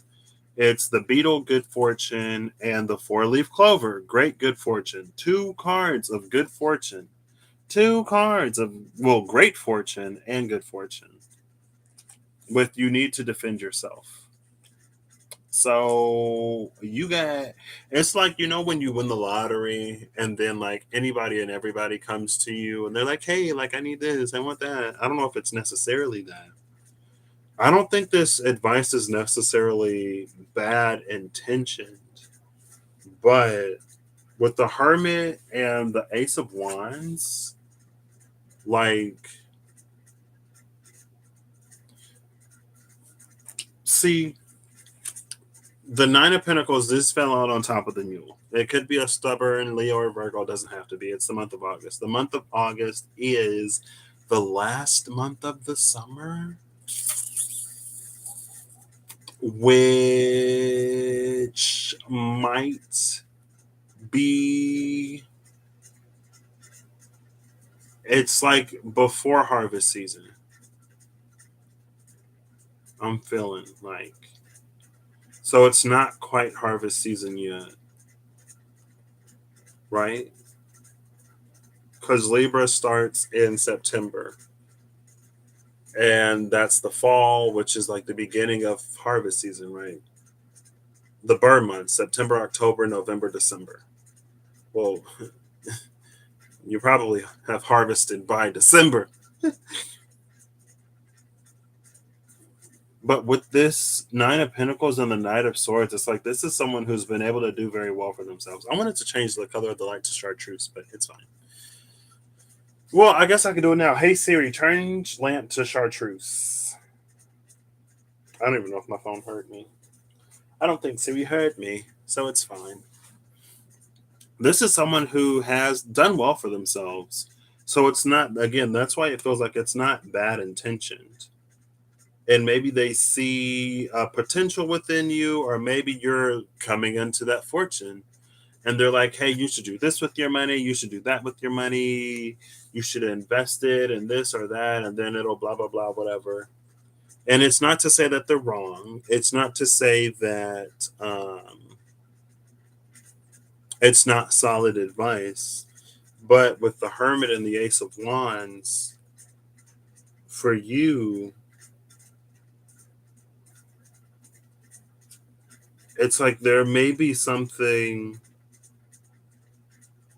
that's for you to do with this fortune.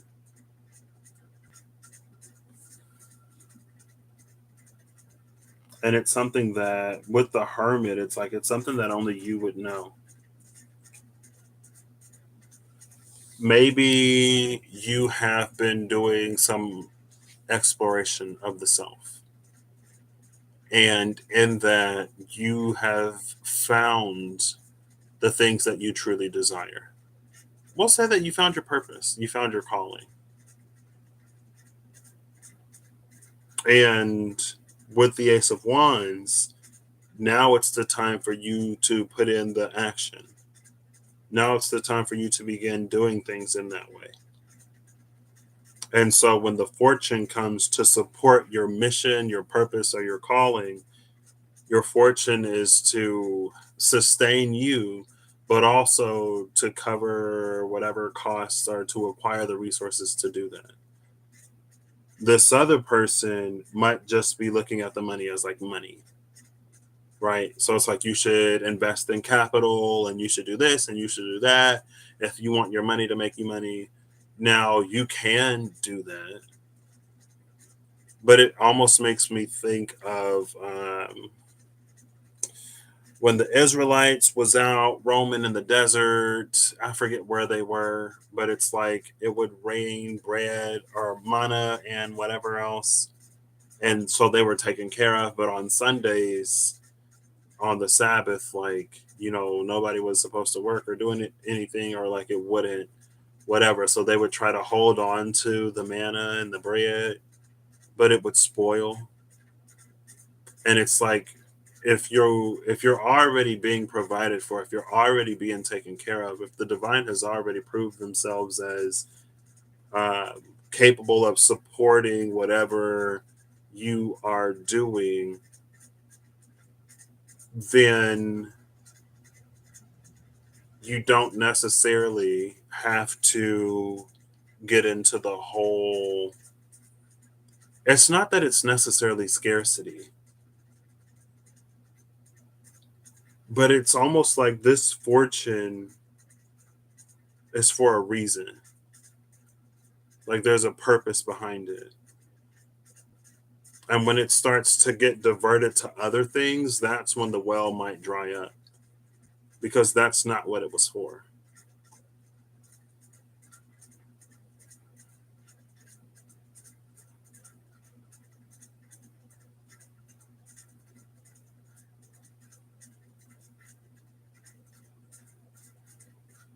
Only you know. Trust yourself.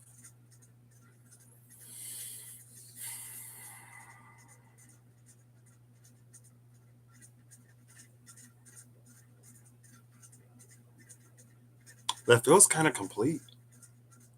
I know it's not as long as twos was, but I mean, if what I literally just read is true, then it's not for me to tell you anything more either. This is a conversation between you and spirit. This is something that you know is deeply for you to do. And sometimes when we get, and again, it's like it's not to be so overly whatever that you don't also like indulge in luxury if you have the whatever. It's like if you go on a work trip and they like pay your usual salary, right? Because you're working, you're still getting paid, but then they give you like accommodations, they give you meals, and then they give you spending money. So there's the money that goes to the trip for the trip, but then they give you additional money for you to do whatever you want with. And so like you're going to be taken care of. You can afford a luxury if you can afford it, right? You can afford that luxury. But it's like again, it's not to neglect the work while you're on this trip.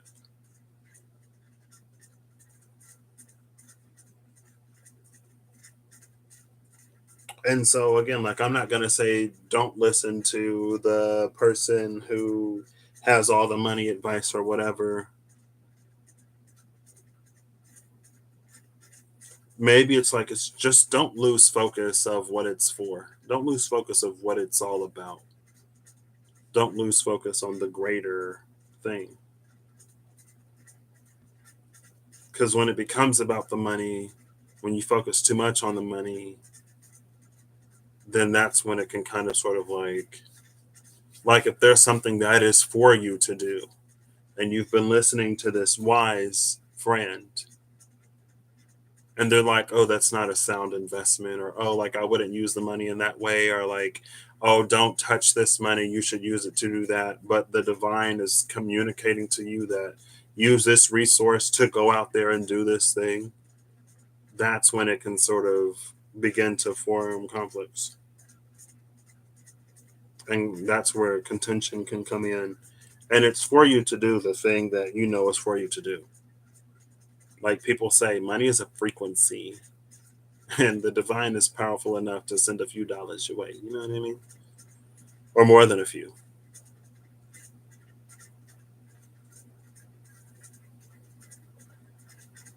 If this isn't necessarily about physical resources, like pentacles can be like how you live your life rather than like a dollar sign.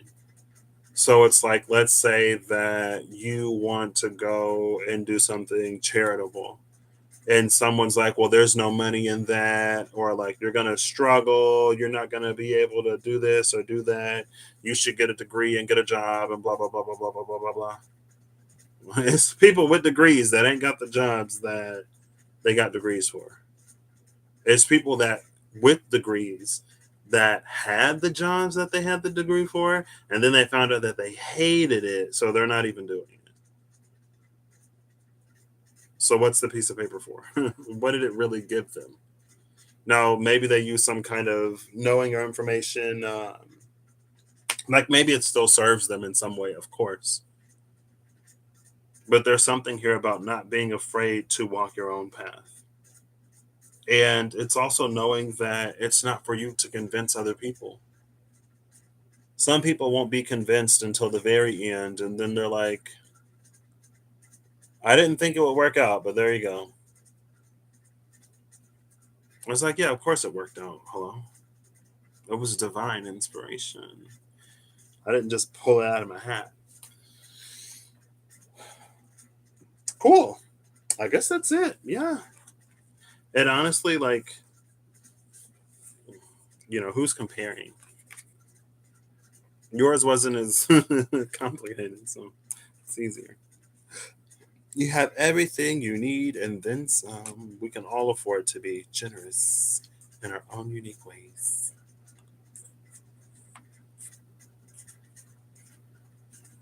I'm a Virgo.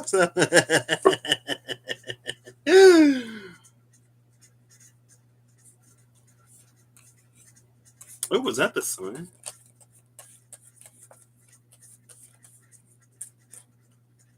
Who was this? Somebody flipped over. Skull. Hidden secrets can harm you. Oh, maybe somebody has other intentions for your money. Maybe not. I mean, they might have some motivations. It almost makes me think of like, when someone has like secret business dealings with somebody, where it's like, oh, like you're looking for a fencer, like you want a new fence. Well, you should go to this one company because they're so amazing and blah, blah, blah, blah, blah. But everybody that they refer to that fencing company, like they get a kickback or whatever. So it's not to say that they're not like legitimate, but desk, pay attention to your work. Pay attention to your work, and hidden secrets can harm you. The ant, work, achievements, and success. Well, here's a work message. Let's do a work message. Why not? So, I don't know. Is money on the brain? You got a lot of. I didn't necessarily, like, again, the last one didn't necessarily have to be about money. It could be like you doing something with your life, and someone's like, oh, you should go and do this instead because that's not sustainable or whatever. And it's like, people didn't think that YouTubing was a career until people started doing it. Right? Y'all remember the days when being a YouTuber or a influencer wasn't a like valid whatever until those people started getting paid many. And it's like, yeah, you can sustain yourself. But that's what the thing is like about the hermit, you know? Like, because you are in tapping into it and stuff like that. So, ooh. Oh, snap. Perry's out there doing the Lord's work. Okay. So what's this about? Work, achievement, success. Pay attention to your work, and hidden secrets can harm you. What's the secret?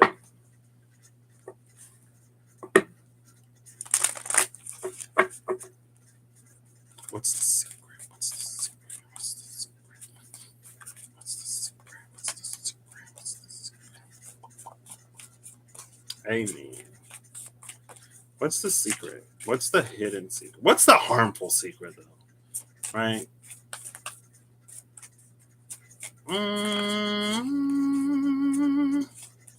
I'm like, doesn't matter. Let's see.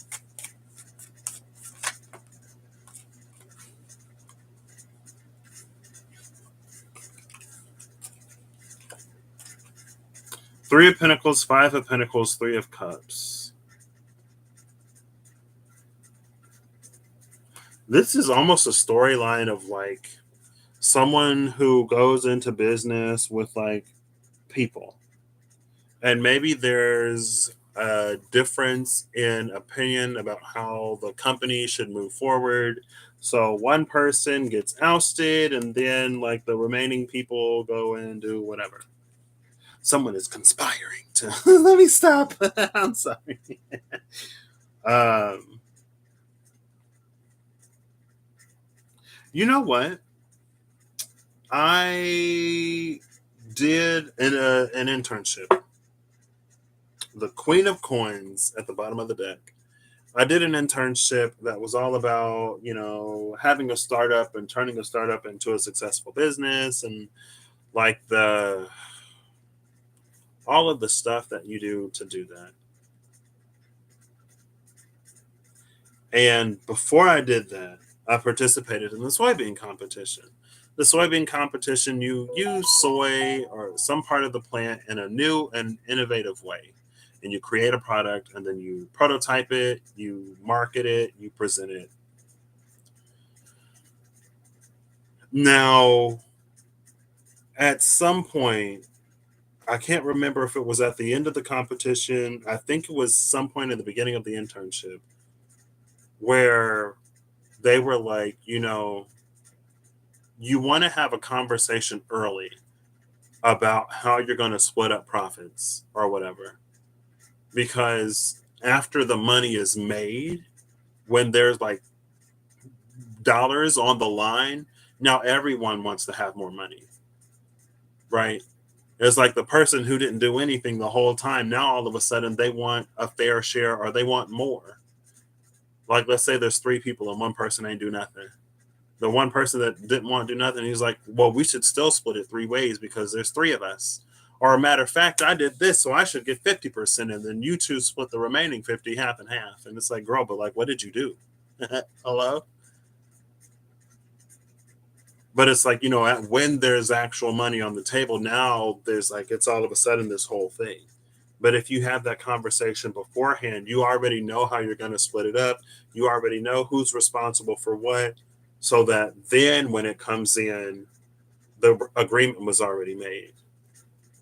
And it's like, it's a lot easier to have that conversation when the thing isn't looking you right in the face type of energy.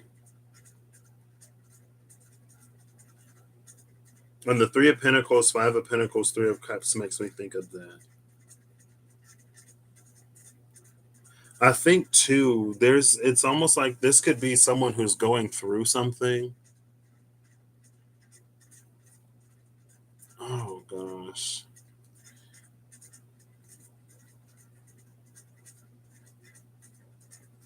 Girl, why am I doing this? All right, what about the desk and the ant? What about the work or the achievements or whatever?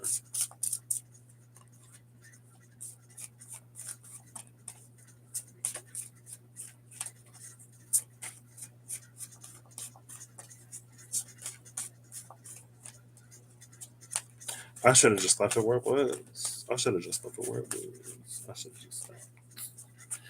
just quit.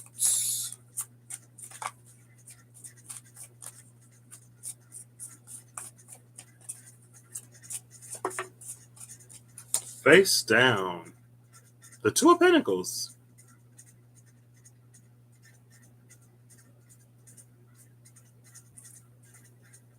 With the Knight of Wands at the bottom of the deck and the Chariot behind the Knight of Wands.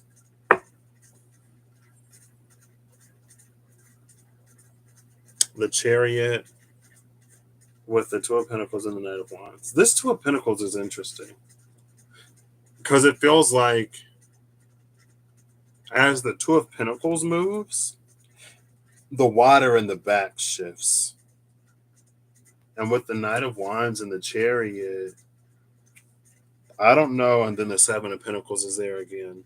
I don't know if it's like you have a lot of pull, you have a lot of sway, or if you're like the primary investor, or if you're the person that has the expertise that really gets something moving along. If that's the case, it doesn't make sense for somebody to, you know what I mean? It's like if you are essentially the person with all of the knowledge, all the expertise, all of the know-how, and let's say that you know that there are certain rules and regulations that you have to follow because you're a good business person, but the other people are like, or someone is like, well, we can do this and we can do that. It's not necessarily legit, but who's going to know the difference?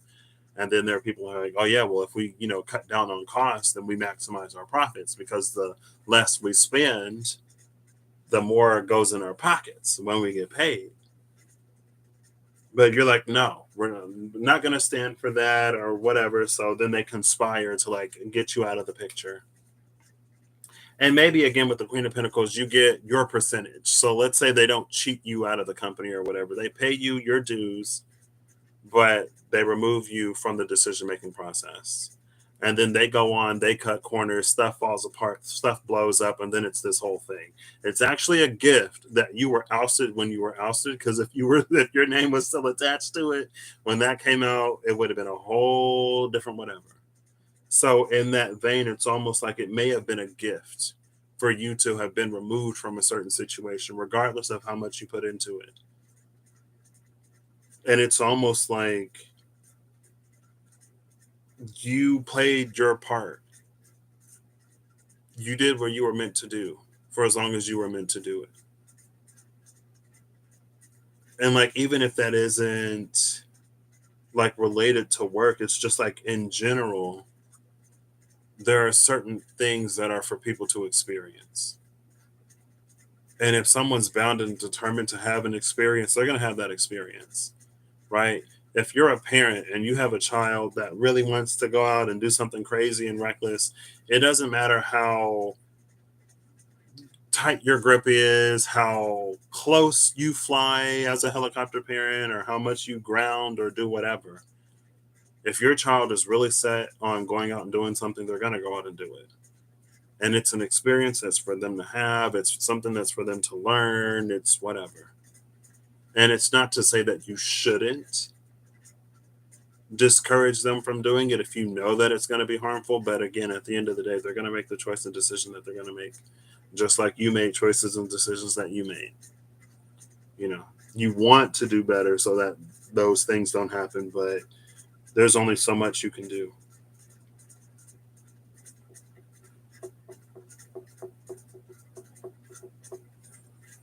And it's like you can always select what's next. I was going to say you can always like go off and do something else. This is so not what I was necessarily expecting or interesting. But again, it's like, especially if they're going to cut corners, especially if it's going to get like unscrupulous, it might be a good thing that you get cut out when you get cut out. Because at least you weren't there when like the law gets involved, if it's that kind of thing, or if it turns into a lawsuit. Because again, like you're the person, like with the Two of Pentacles, you got good sense. But good sense don't always make the most dollars. And when people only care about making the dollars, all kind of stuff happens. I'll give it 3 shuffles. If nothing comes out, I will honor it. That was 1, 2, 3, and one more because I always do it. Nothing came out. Bottom of the deck, Ace of Coins with the cornucopia. And then the Death card. Take your knowledge, take your wisdom, take your expertise. It's not like, don't feel I guess you're going to feel however you feel. So I'm not going to tell you not to feel some type of way. But it's like, realize, as I say that, 5 of Cups at the bottom of the under that, you're going to feel however you feel.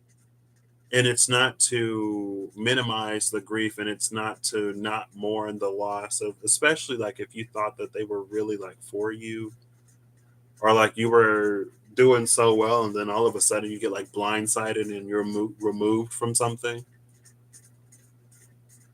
But it's like there's something else that is for you.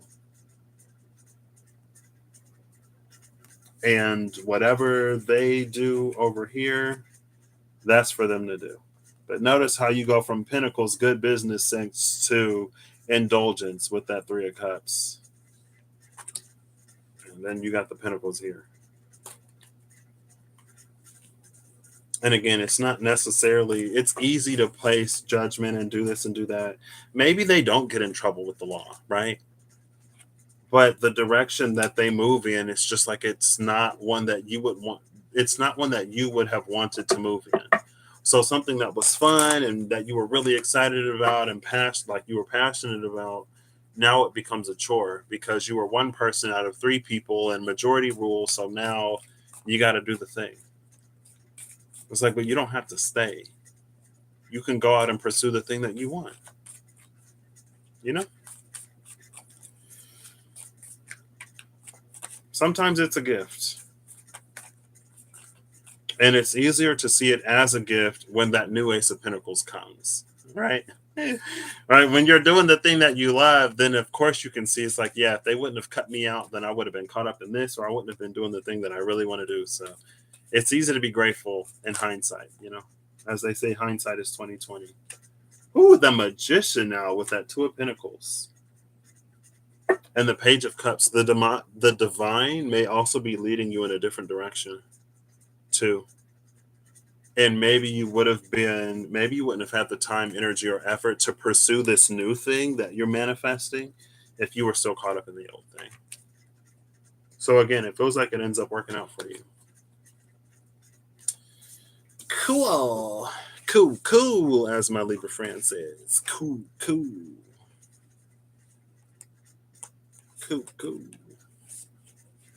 You know what you know the Patrick that's always like, I hate when people invalidate my feelings, and if anyone invalidates my feelings, then that friendship is over. Well, I guess sometimes he'll be a menace. He'll be a little menace or whatever. And I'd be like, are you done? I'd just be like, are you done? And now he starts saying it to me. He'd be like, are you done? Are you done? I'm like, I'm like, yes, I'm done. I don't know why I just thought about that, but okay, from the left half. Oh, girl, what's up with all these extra cards on the table? I thought it was 2. It turned out to be 3. There's already 1, so it's actually 4. So ladder and bow, climbing towards success. There's so much success, and like success and fortune. Those are the themes for this one, success and fortune. So if you're looking for money or whatever, then it's here apparently. And then you are highly thought of. Climbing towards success, and you are highly thought of. The bow is red. It's giving me like, well, it looks more purple or black here because of the blue light, but it's red. It's giving me red string of fate energy. So like, it could be somebody with the power to change your life, like a life-changing opportunity, and they're like, oh, they are perfect. Under that is gong, an exciting event. Climbing towards success, you are highly thought of, and an exciting event with the month of August. But it was August in reverse. Not that I necessarily read these in reverse. There's the month of August again. Bottom of this half of the deck is bread. Let's get this bread. Period of prosperity and abundance. Look at this. No problem, Perry. These cards are not always like, there's a lot of trouble. We saw the skull. There's a lot of troublesome cards in this deck, but abundance, success, more abundance, prosperity, good fortune, great fortune. Use your intuition, discernment. This came out a little bit for Capricorn, or was it Aquarius? It might have been Aquarius yesterday. It was just an energy of like, there are certain people who specialize in certain things. We all have a place.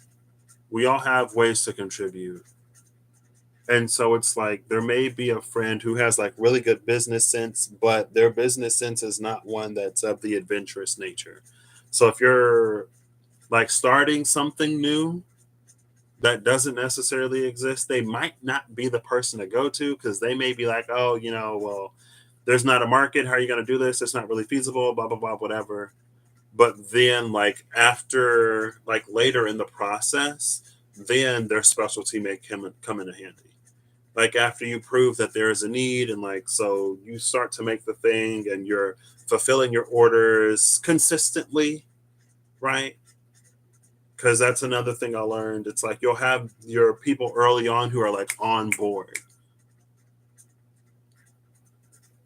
but then after that, it's like it slows down, because everyone who pre-ordered it already has it.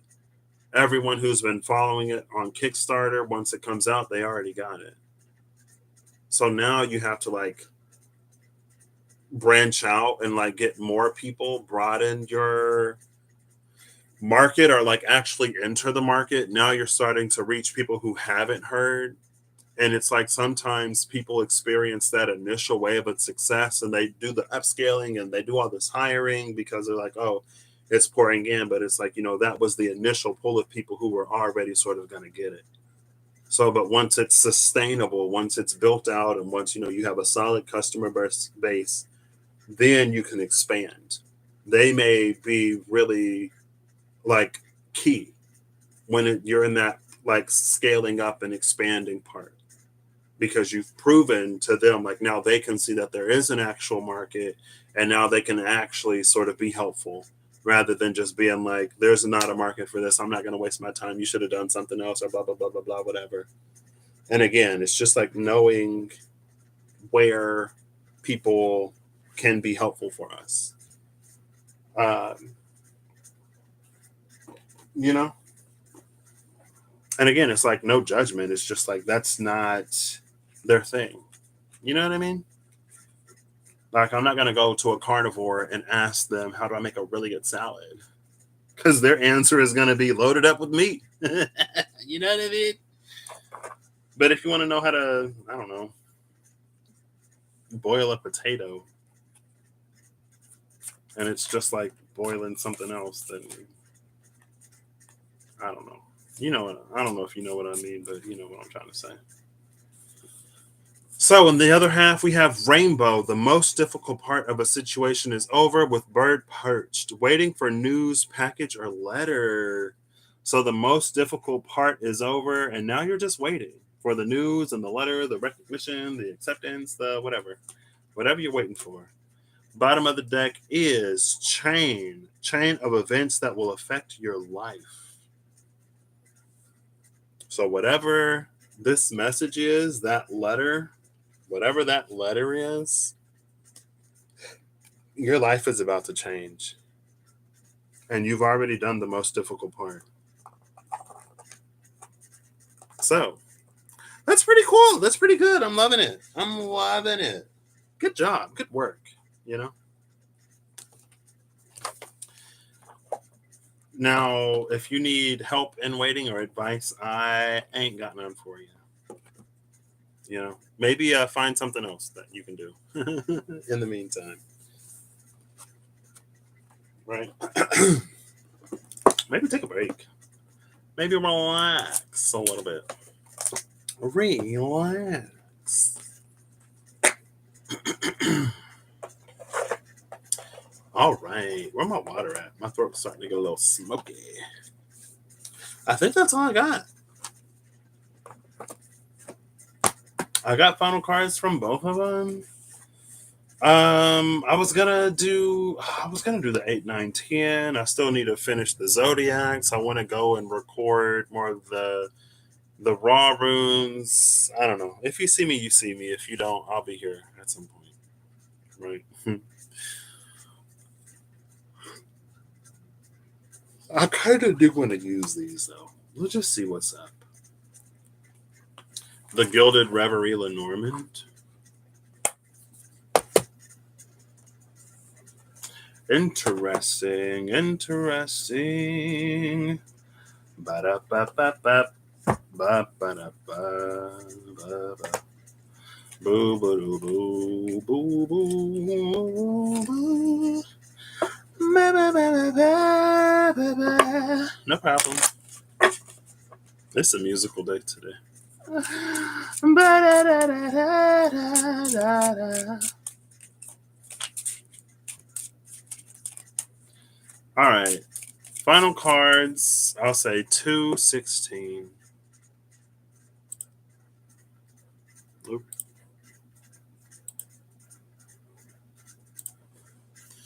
Finals 216. Oh, oh! What time is it?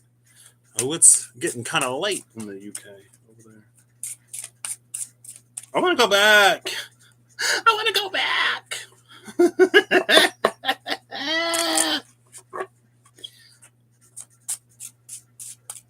It's fine.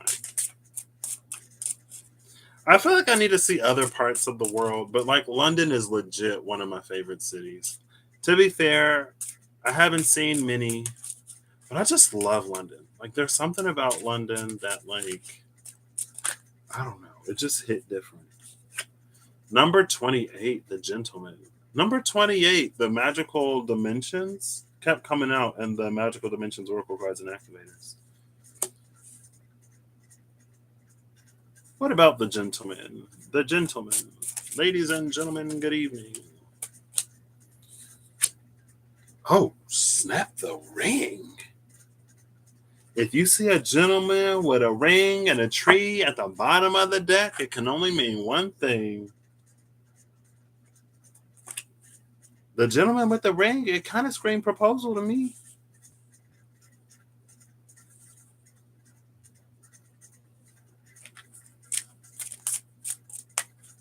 But we'll see, maybe not, Someone in here is going to get proposed to. Sorry, I ruined the surprise. They're going to pop the question this weekend.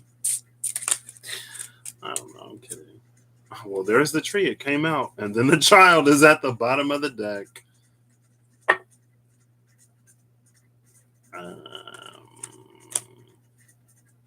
This can also be health, right? That's what Eve said.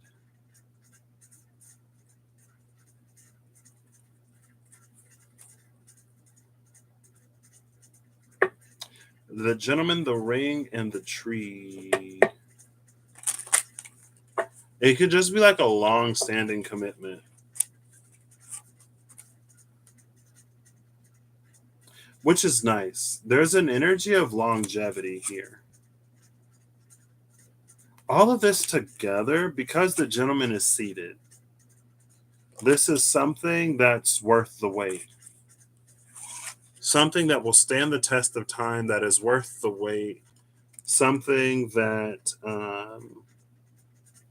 it feels like there's also been a fair amount of consideration for.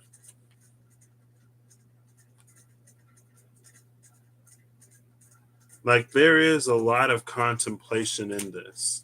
So it isn't something that's necessarily spur of the moment. It's something that's going to make sense, especially because it's the gentleman. And then the fish, wealth and abundance at the bottom of the deck. Oh, no. Oh, see, but look, there's the other gentleman. Oof. With the fish.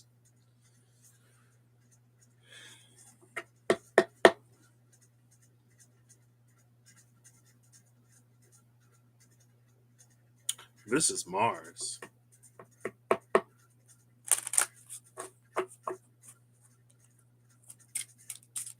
All right, I'll put these back and we'll get one more. Ooh, the bouquet. Okay. Will.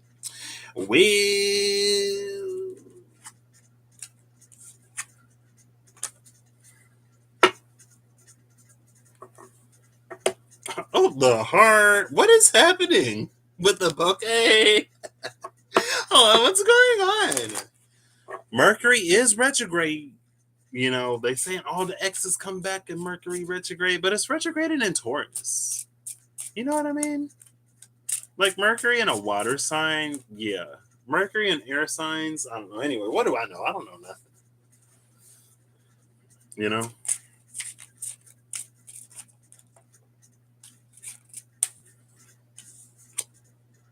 This is the is this the garden? I think this is the garden. With the moon. The garden and the moon, that feels like almost like flash mob energy. It's a convergence. It's a confluence of things happening. It makes me feel it's like right time, right place. But it makes me think of it's a movie. I can't remember the movie.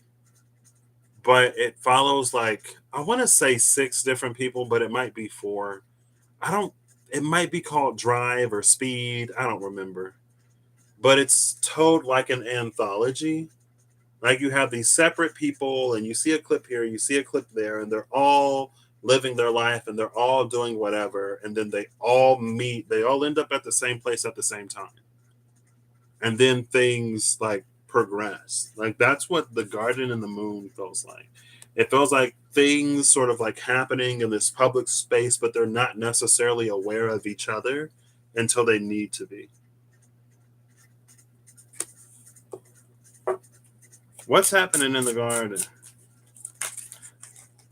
Oh, I just saw a fish flip over. Right time, right place. Maybe you're like gorgeous, you're naturally magnetic, you're radiant, you're beautiful, and then there's some acting, modeling agent or whatever that spots you and they're like, oh my gosh, there's this campaign that we think you'll be like amazing in, or it's again, it's like I don't know, it's kind of right time, right place.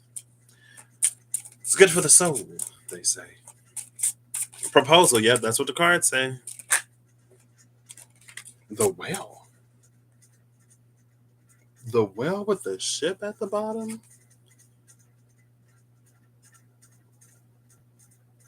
This is something deep. Because the moon was there before. And it was like, there's something going on in the garden that's happening almost in like plain view or happening, but like our attention is just focused on what we're focused on. So we're not aware. And then the well is here. Who was this? Oh no. Oh gosh. Guess who it is? Oof. Oh. So the woman in waiting, looking out the window with the rod that flipped over also, and then the stork at the bottom of the deck. The storks. Now we see the woman. You just minding your business, going about your day, you know. You're so deep in your own head thinking about what you're gonna have for dinner or something's coming up, and then you absentmindedly bump into somebody and your eyes meet and it's love at first sight. I can't help it. um, the woman in the rods, though, this feels like something that's been repressed. Um, something that you suppress. I'm not trying to get demonetized. I don't even monetize, but anyway, it's fine. We're all adults here. It feels like there's something repressed within her.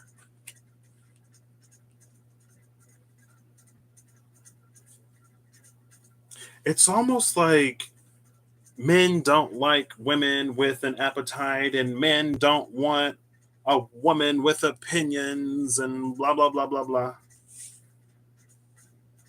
It doesn't have to be. But this is something that she represses in order to make herself look more attractive. Anything that she believes she needs to do in order to be more appealing, right? And it doesn't necessarily have to be to a man for mating or whatever. It could be in the workforce. It could be as a person, as a woman, whatever. Now, this is interesting. I would say that there's a feeling of community that's here where you don't have to, it's a feeling of community where you don't have to hide those things, where they don't have to be repressed or suppressed. And I think that's why the well is here.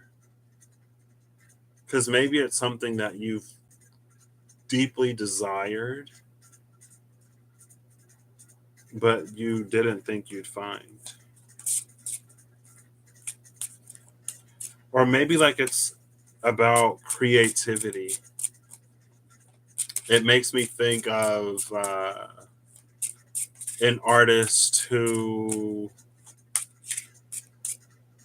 instead of painting the way that they want to paint, they paint. Oh no!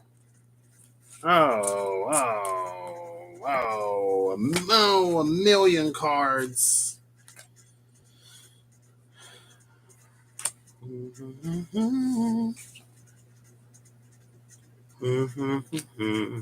One, 2, 3, 4, 5, 6, 7, 8, 9, 10, 11, 12, 13, 14, 15, 16, 17, 18, 19, 20. 1, 2, 3, 4, 5, 6, 7, 8, 9, 30. 5, 6, 7, 8, 9, 40. 1, 2, 3, 4, 5, 6, 7. 47. How many cards are in here? I thought it was only like 44.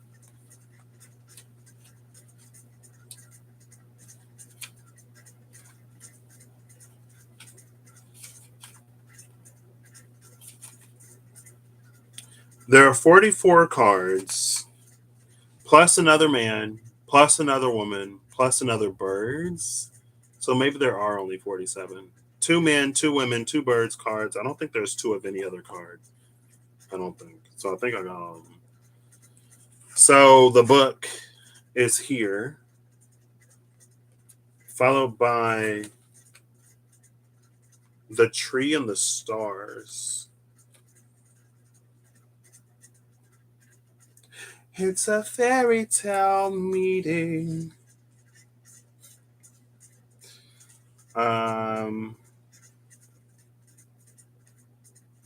is this Akashic? Bottom of the deck is a mountain with the bridge and then the heart.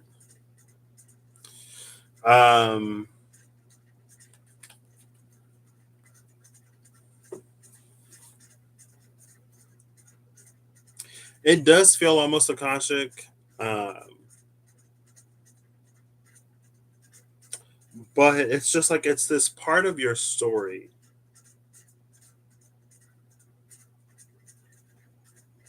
that changes in a significant way.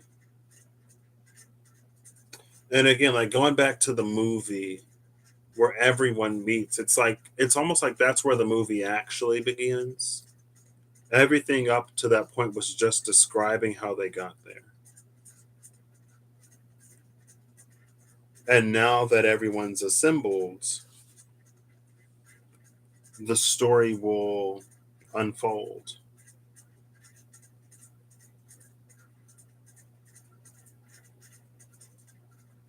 But it's a new chapter of happiness.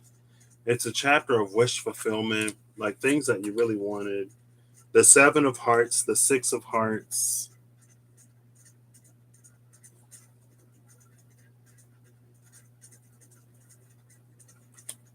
It's beautiful. Things take a beautiful turn. So there you go. I hope you all have an amazing whenever you see this. I hope you're acting in alignment to make all that you wish to experience your reality. I hope you're taking it as it resonates and that you're not taking anything that doesn't resonate. I hope you're using your intuition and discernment to navigate your path in the way that is for you to navigate. I hope that you find whatever you need along your path, journey, and way to get where you're going. I hope you the courage and the wisdom and the bravery and the integrity to make it through those challenging spots when they arise, for you to see that you're far more than you ever maybe thought of yourself. You're more than that, right? Sometimes to get us to see that we're more than what we think, we're pushed beyond certain boundaries. I also hope that you can be like, compassionate and graceful and kind to yourself. But that I personally hope it doesn't lead to a sense of complacency where you don't actually move in the ways for you to move. But like I said, I hope that whatever you need to get where you're going, I hope you find it. And I hope you get it in a way that it's actually useful, right? Sometimes it is about timing. The sun in the house. Now there's a happy home. Love that. And with that, thank you all for being here. And Lily's at the bottom of the deck. Aw. I will catch you when I catch you. Until that time, goodbye.